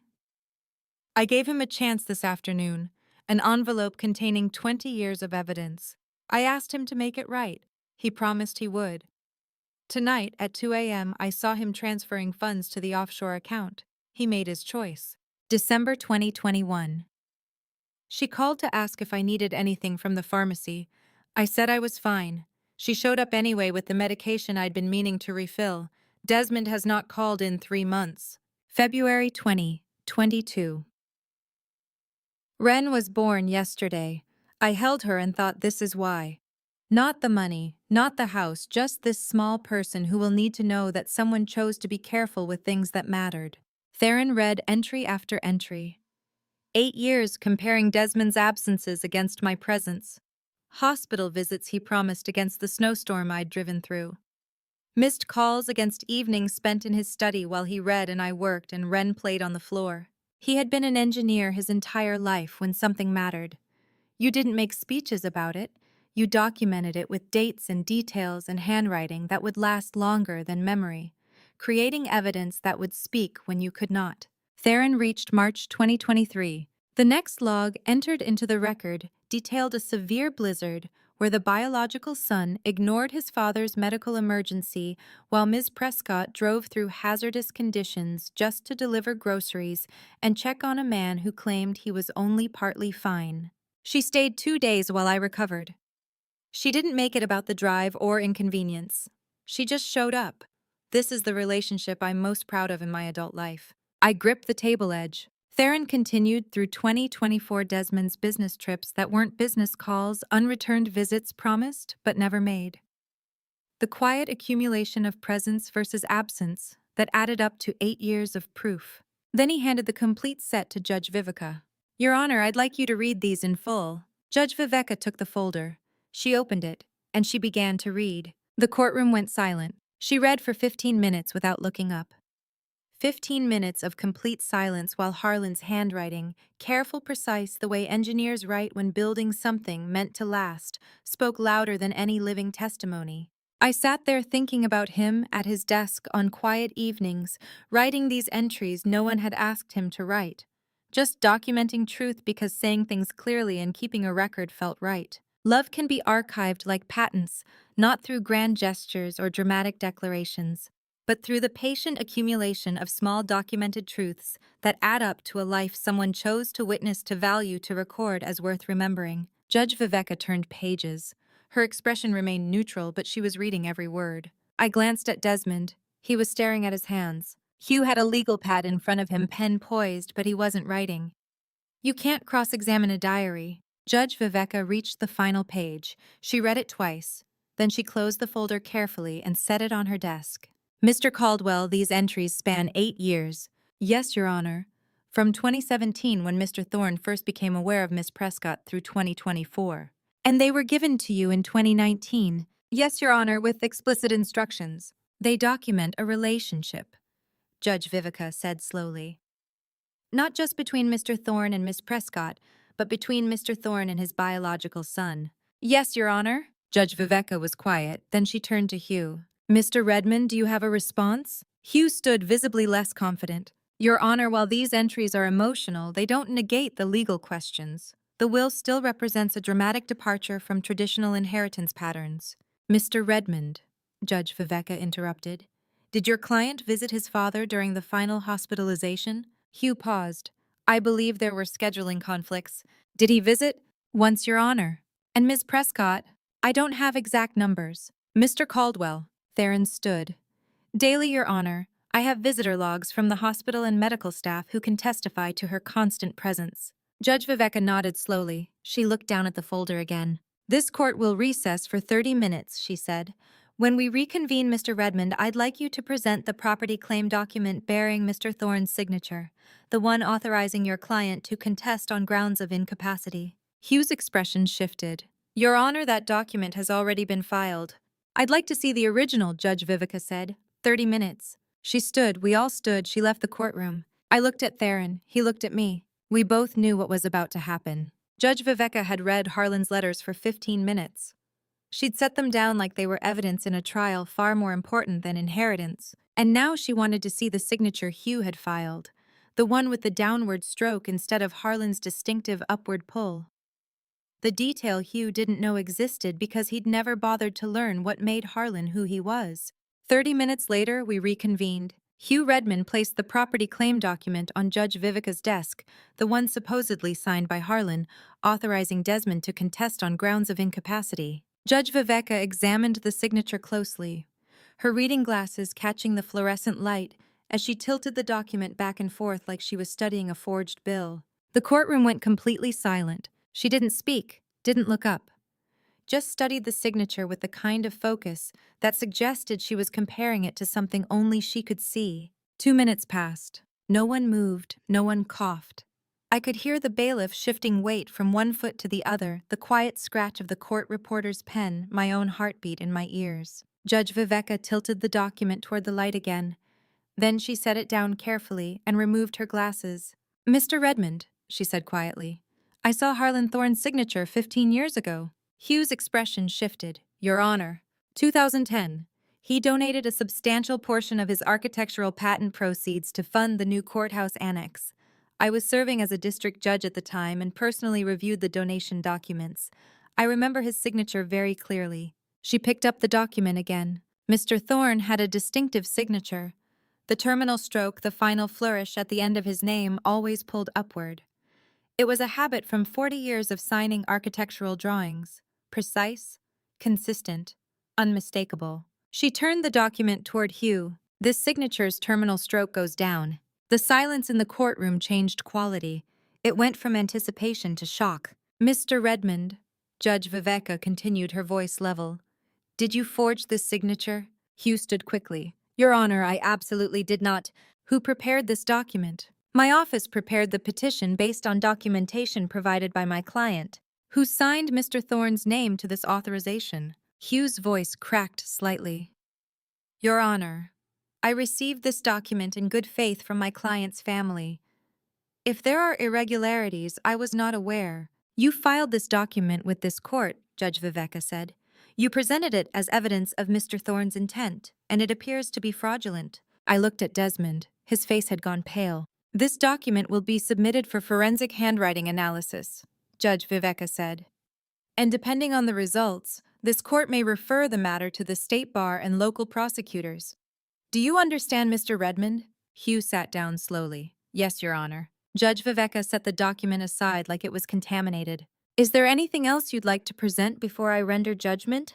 Hugh opened his mouth, closed it. No, Your Honor. That's when Desmond's phone buzzed. It was on the defense table face up. In the silence of the courtroom, the vibration sounded loud. Hugh hissed, "Turn that off." But Desmond had already looked at the screen. I watched his face drain of what little color remained. Watched him pick up the phone with shaking hands. Watched him read whatever message had just arrived. Then he showed the screen to Hugh. Hugh's expression went from irritation to something close to panic. From where I sat, I couldn't see the text, but I could see Desmond's hands trembling. Judge Viveka was watching too. "Mr. Thorne, is everything all right?" Desmond made a small, choking sound. Not quite a word, not quite a cry, just a noise that shouldn't come from an adult in a courtroom. "Mr. Thorne." Hugh grabbed Desmond's arm too tight, like he was trying to hold together something already broken. "Your Honor," Hugh said, his voice strained. "May we have a moment?" "No," Judge Viveka said. "Mr. Thorne, what just happened?" Desmond looked at her, looked at the phone, looked at me. "She's gone," he said quietly. "Who's gone?" "Haven. He stopped. "She emptied our account. All of it. $47,000. She's gone." He held up the phone so Judge Viveka could see the screen. I couldn't read the text from my seat, but I'd already seen the bank statement. I knew exactly how much Haven had been systematically withdrawing. I knew she'd been preparing to run since the moment the case started to weaken. And apparently watching Hugh's forgery get exposed in open court had been her exit cue. The text says, Desmond continued, his voice breaking, "I love the version of you that didn't exist." Hugh let go of Desmond's arm. Judge Viveka was quiet for a long moment. "Mr. Redmond," she finally said, "given what has transpired this afternoon, the letters of record documenting 8 years of relationship between Mr. Thorne and Miss Prescott, expert testimony, confirming the legitimate source of the estate, and now a potentially forged signature on your primary evidence, do you wish to continue this proceeding?" Hugh looked at Desmond. Desmond was staring at his phone. "Your Honor," Hugh said slowly, "I would like to request a continuance to—" "Denied," Judge Viveka said. "Do you have any additional evidence to present?" "No, Your Honor." "Then I'm prepared to rule. This court will reconvene tomorrow morning at 9 for final judgment. We are adjourned." She stood. We all stood. She left the courtroom. I watched Desmond sit back down, still holding his phone. Hugh was gathering papers with shaking hands. Raquel and Olive sat frozen in their seats behind the defense table, understanding perhaps for the first time that they were going to lose. Theron touched my elbow. "Let's go." We walked out of the courtroom into the bright hallway. Through the windows I could see autumn leaves falling in the late afternoon sun. "That's it," Theron said quietly. "That's the case. The forged signature, Haven's betrayal, the letters, Judge Vivica has everything she needs." I nodded. I should have felt triumphant, vindicated, something. Instead, I just felt tired. This is what scheme's end looks like. Not dramatic, just small, quiet collapses one after another. That night, I went home and held Wren while she slept, thinking about how schemes end not dramatically, but in small, quiet collapses. The next morning, we returned for final judgment. Desmond stood so fast his chair hit the floor. Judge Viveka had just called the session to order. Hugh was organizing his notes. Theron was setting his briefcase down. And Desmond, who'd sat through yesterday's forgery exposure and Haven's betrayal with visible control, suddenly broke. "This was your idea," he said, turning to face Olive and Raquel behind him. His voice was too loud for the formal space. "You said easy money. You said Dad loved me, that she manipulated him into changing everything." "Desmond," Olive hissed, "sit down. You're not helping." "Helping?" Desmond's laugh was harsh. "You forged his signature, Hugh forged it, and you knew—" Judge Viveka's gavel came down once. "Mr. Thorne, control yourself, or I'll have you removed." But Desmond wasn't done. He turned to Hugh. "You said this would be easy. You said we'd settle before trial. You said she'd give up when she saw we were serious." "Mr. Thorne," Hugh said quietly, urgently, "stop talking. Stop talking. You charged us $40,000 in fees and you forged evidence. Mr. Thorne, sit down." "She's gone." Desmond's voice cracked. "Haven emptied the account and left. I have nothing. And you—" He looked at Raquel, at Olive. "You convinced me this was righteous, that I deserved it, that she was the thief." Raquel was staring at her hands. Olive's face had gone pale. "He chose her," Desmond said, quieter now. Dad chose her. And we spent 8 months. And I don't even know how much money trying to prove he didn't mean it. Judge Vivica waited. When Desmond finally sat down, she spoke. Is there anything else you'd like to say before I rule, Mr. Thorne? Desmond shook his head. I didn't move. I didn't smile. I just watched Desmond destroy himself, the way I'd watched Harlan fix that window latch quietly, inevitably, one small motion at a time. Mr. Redmond, Judge Viveka said. Anything to add? Hugh stood slowly. No, Your Honor. Then I'm prepared to rule. She picked up her notes. The courtroom went silent. I have reviewed the evidence presented over the course of these proceedings. The letters of record document an 8-year relationship between Mr. Harlan Thorne and Ms. Kalliope Prescott. Expert testimony confirming the legitimate source of the estate. Video evidence contradicting witness testimony about absence and isolation. And a property claim document bearing what appears to be a forged signature. She looked at Hugh. Mr. Redmond, I am referring the signature matter to the Massachusetts Board of Bar Overseers for investigation. The court will also file a formal report with the Attorney General's office regarding the fraudulent documents submitted as evidence. If criminal charges are warranted, that determination will be made by the appropriate authorities. Hugh's face went gray. As to the will itself, Judge Viveka continued, I find no evidence of undue influence, lack of capacity, or improper inducement. Mr. Thorne was demonstrably competent, well documented in his decision-making, and clear in his intentions. The will stands as written. She looked directly at me. I nodded. I couldn't speak. The claim is dismissed. She was about to set down her gavel when Theron stood. A supplementary clause filed with Mr. Thorne's will in October 2020.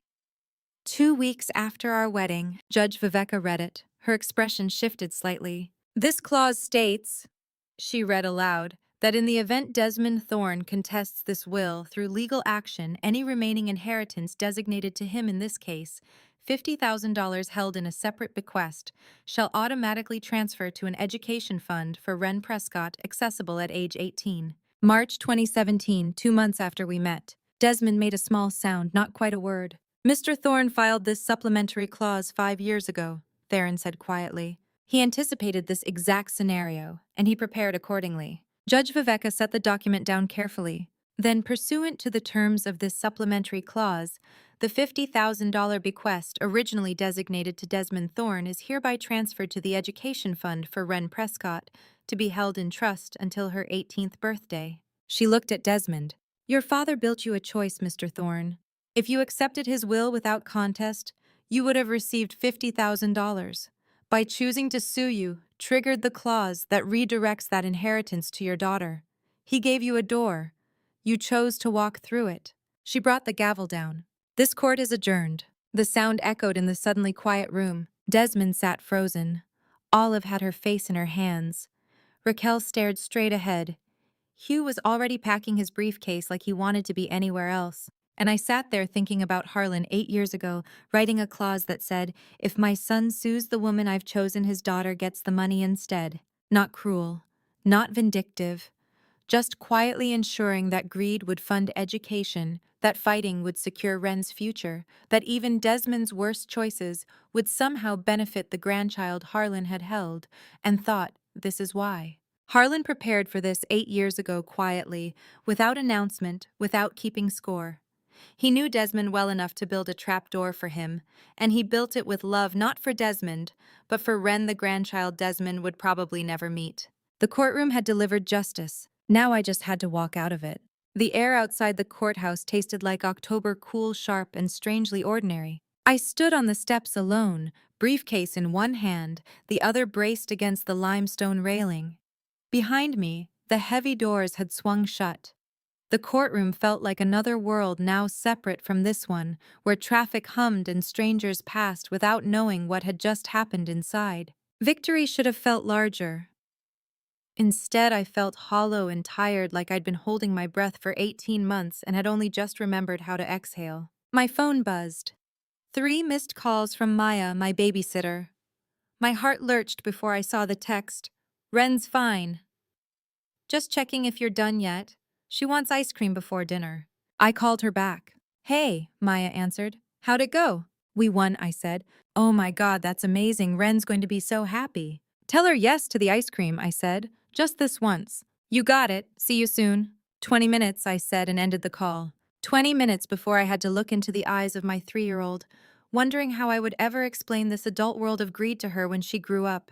I started down the steps. Kalliope. I turned. Theron Caldwell stood in the doorway, tie-loosened briefcase under one arm. You okay? He asked. I think so, I said, still processing. He nodded. Clean case, always was. He made it easy by leaving his own digital trail. Slash the signature on the fabricated document.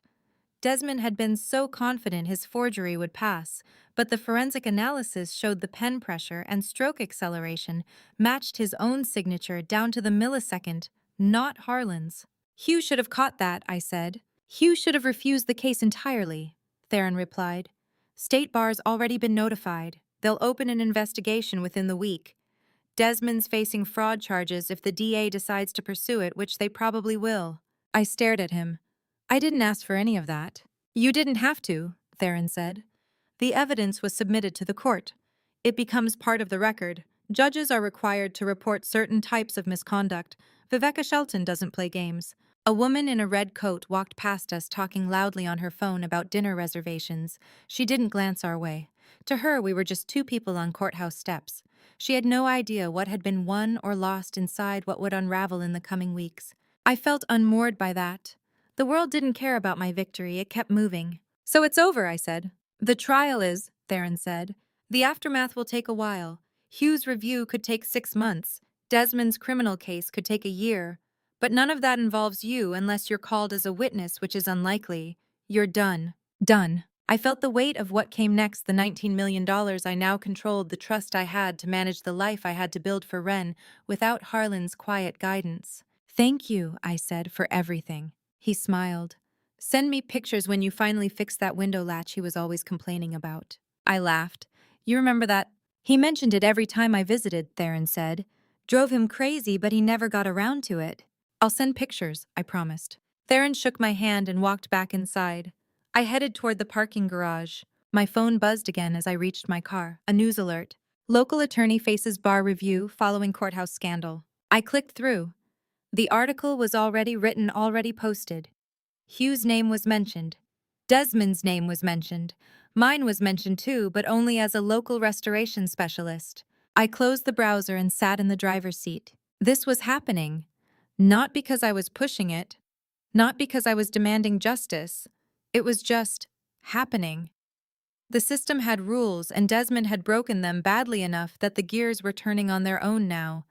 I didn't have to do anything. I didn't have to chase him. I started the engine and pulled out. Traffic was light. I drove past familiar landmarks, the coffee shop where Harlan and I used to meet on Saturday mornings, the park where we'd walked after he showed me his will, the intersection where he'd told me he was sick. I'd spent 18 months fighting to honor what he wanted. Now I had to figure out what I wanted. The house came into view 10 minutes later. Blue shutters needing paint. Front garden needing weeding. Crooked mailbox from last winter's snowplow. I parked and sat for a moment looking at it. This was mine now. Fully, legally, undeniably mine. The house, the trust, the responsibility. Wren appeared in the front window, face pressed against the glass. When she saw me, she waved both hands over her head, grinning. I waved back and something loosened in my chest. I got out and walked up the path. Wren burst through the door before I reached it, Maya close behind. You won, Wren shouted, throwing her arms around my waist. Maya told me you won. We won, I corrected, hugging her tight. You and me. Does that mean we get to stay here? She asked. Yeah, I said, we get to stay. Maya smiled from the doorway. I'll leave you two alone. Congrats again, Kalliope. Thank you, I said, and meant it for more than just today. Wren grabbed my hand and pulled me inside. Can we fix the gate now, the one that sticks? I laughed. Maybe this weekend. And the window in Grandpa's office, she asked. The one that rattles. That too, I said. She rattled off 3 more things, the loose floorboard, the cabinet door that wouldn't close, the light that flickered. Small repairs Harlan had always meant to get to, but never did. He'd been too busy with his blueprints and patents. And then he'd been too sick. Now they were mine to fix. Not because I'd inherited money, because I'd inherited a home and a child and a life that required attention to details. The $19 million wouldn't fix the window latch. It wouldn't unstick the gate. It wouldn't stop the floorboard from creaking under Wren's feet when she snuck downstairs for water at midnight. The receipt was tucked inside a file folder labeled Donations 2017, yellowed at the edges, still crisp enough to read every word. I'd been sorting through Harlan's study for a week, clearing desk drawers to make space for Wren's homework station. She needed quiet light. Harlan would have liked that. Most of what I found was predictable patent applications, architectural sketches, contractor correspondence. The donations folder sat near the back of the bottom drawer, wedged between tax returns and utility bills. I almost didn't open it. But the paper-clipped note on the inside cover caught my eye. Harlan's handwriting, neat and precise, dated June 2017. She received certificate today. I did not introduce myself. There will be time. I stared at it, not understanding at first. Then I looked at the receipt beneath the note. The New England Institute of Architectural Restoration. Tuition, $8,400. Paid in full, January 2017. Payment method, anonymous donor. My hands went cold. I knew this receipt. I'd received a copy 8 years ago when the Institute notified me that someone had paid my tuition in full. They wouldn't tell me who. I'd begged actually, but they'd said the donor requested anonymity and they were legally obligated to honor it. I'd assumed it was a scholarship mix-up, maybe a wealthy alum sponsoring students at random. It wasn't. It was Harlan. I read the note again. She received certificate today. I did not introduce myself. June 2017. The month I graduated from the restoration program. 2 months before Desmond brought me home to meet his father for the first time. I'd stood in Harlan's living room that August afternoon, nervous and eager to impress, certain this was my first introduction to the man who'd designed half of Hadley's historic buildings. It wasn't. He'd been watching me for months, maybe longer. He'd seen something in me enough to pay for my education, enough to wait, enough to choose me before Desmond ever did. Another note was clipped below the first, dated January 2017. Tuition paid in full, anonymous, as it should be. I sat back in the desk chair, folder still open in my lap. The study smelled like old paper and wood polish, familiar and quiet. Wren was at school. The house was silent except for the clock on the mantel. He saw me before Desmond did. He chose me first. The thought settled over me like weight and warmth together. All those months I'd spent wondering if I'd earned Harlan's trust, if I'd proven myself worthy of the inheritance, if I belonged in this house he'd already decided. 8 years ago, before I'd ever met him face to face. There will be time, but there wasn't. He died 14 months after that note. 14 months between choosing me and running out of days to tell me he had. Maybe he thought there'd be more time. Maybe he thought it didn't need saying. Maybe he knew I'd find the folder eventually the way I was finding it now, and that would be enough. I closed the folder carefully and set it on the desk. My chest felt tight, not with grief exactly, but with something close to it. Gratitude, validation. The knowledge that I hadn't stumbled into this by accident or married into it by chance. Harlan had seen me, had chosen me, had invested in me before I even knew he existed. And I'd never taken a dollar from him. Not during the lawsuit. Not during the 4 months between Desmond filing the contest and Judge Vivica issuing her ruling. Not a single withdrawal from the $19 million trust I'd been fighting to protect. Theron had offered to defer his legal fees until after the verdict. I'd said no. I'd paid him from my restoration salary, same as always. $1,500 a month, sometimes $2,000 when I picked up extra projects. It wasn't much compared to what the case cost, but it was mine, and it was enough. I'd lived quietly those 4 months, spent carefully, took nothing I hadn't earned. Not because I was trying to prove anything to the court or to Desmond or to anyone watching, but because that's who I was. That's who I'd always been. I didn't know he'd paid for that course. I didn't know he was watching. But I lived the way he would have wanted anyway, not because I knew, but because we were the same kind of careful. Harlan had lived in this house for 40 years and never bought anything he couldn't pay for in cash. Never leveraged his patents for wealth he didn't need. Never spent money to impress people who didn't matter. He'd kept his architectural fees modest, his lifestyle simple, his donations anonymous. I'd managed 4 months the same way. Modest income, simple living, no withdrawals. We'd never talked about money. Not directly, but he must have known. He must have seen the way I repaired furniture instead of replacing it, the way I turned down Desmond's offers to buy me things I didn't need, the way I kept working even after we were married, and Desmond said I didn't have to. He must have seen me the way I was seeing him now, through the things we didn't say, through the choices we made when no one was watching. He lived quietly, spent carefully, and gave everything away without taking credit. I managed 4 months the same way, not because I was trying to prove I deserved it, but because that's who I'd always been. Maybe that's why he chose me. I stood up and walked to the window. The back garden needed raking. The gate still stuck. The window latch rattled when the wind picked up, the same way it had for years. There was one more thing I needed to do, something small that would close the loop Harlan left open. The window latch was exactly where Harlan left it, broken, waiting, fourth item on his list. I stood in the Thorne house kitchen, 3 weeks after the verdict, holding the screwdriver he'd left in the garage toolbox still wrapped in its oiled cloth. The latch had rattled for years, driving him crazy every time the wind picked up. He'd written it down, planned to fix it, and then run out of time. Fourth on his list. He knew I'd finish it. I turned the first screw. It came loose easily, the thread still clean. The old latch lifted away in my hand, lighter than I expected.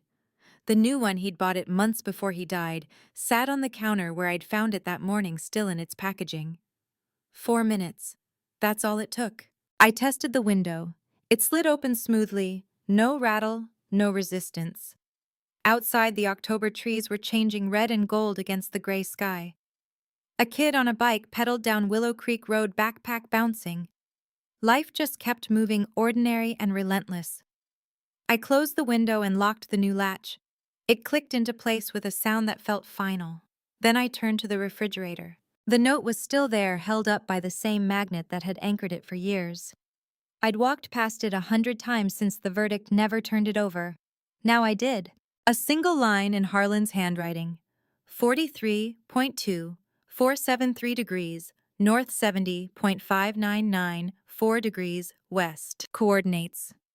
I typed them into my phone. The map loaded, zooming onto a stretch of Maine coastline I recognized immediately, Ogunquit. A small house marked with a pin. I clicked through to the property records. Owner Wren Prescott. Registered February 12, 2025. The day before he died. A small Cape Cod cottage, white with blue shutters, a deck facing the ocean. 2 bedrooms, 1 bathroom, a kitchen with old tile and good light. He'd registered it in Wren's name, written the coordinates between fixed latch and paint trim, and left it for me to find. He put a beach house on a household chores list. I sat at the kitchen table holding the note, and understood that Harlan had always been hiding the most important things in plain sight between small tasks in folded paper behind amateur paintings hung perfectly level. I folded the note and put it in my pocket. The kitchen felt lighter now. Finished. I washed the screwdriver and returned it to the toolbox where Harlan had always kept it. Before leaving the kitchen, I glanced once more at the window, the new latch catching the pale afternoon light, solid and clean. Harlan had spent 23 years quietly building a life that would outlast him. I had spent 4 minutes completing it. That felt exactly right. And to you listening to my story, remember, this legacy isn't what you leave behind. It's how you live while you're here. I made mistakes along the way. I doubted myself when I should have trusted what I knew. I nearly let Desmond's accusations make me question my own integrity. Don't make my mistake of letting someone else's anger rewrite your truth. I spent months wondering if I deserved what Harlan left me, when the real question was whether I honored what he taught me: attention to small things, living quietly, giving without keeping score. What I learned is this: the people who truly see you don't need you to prove yourself.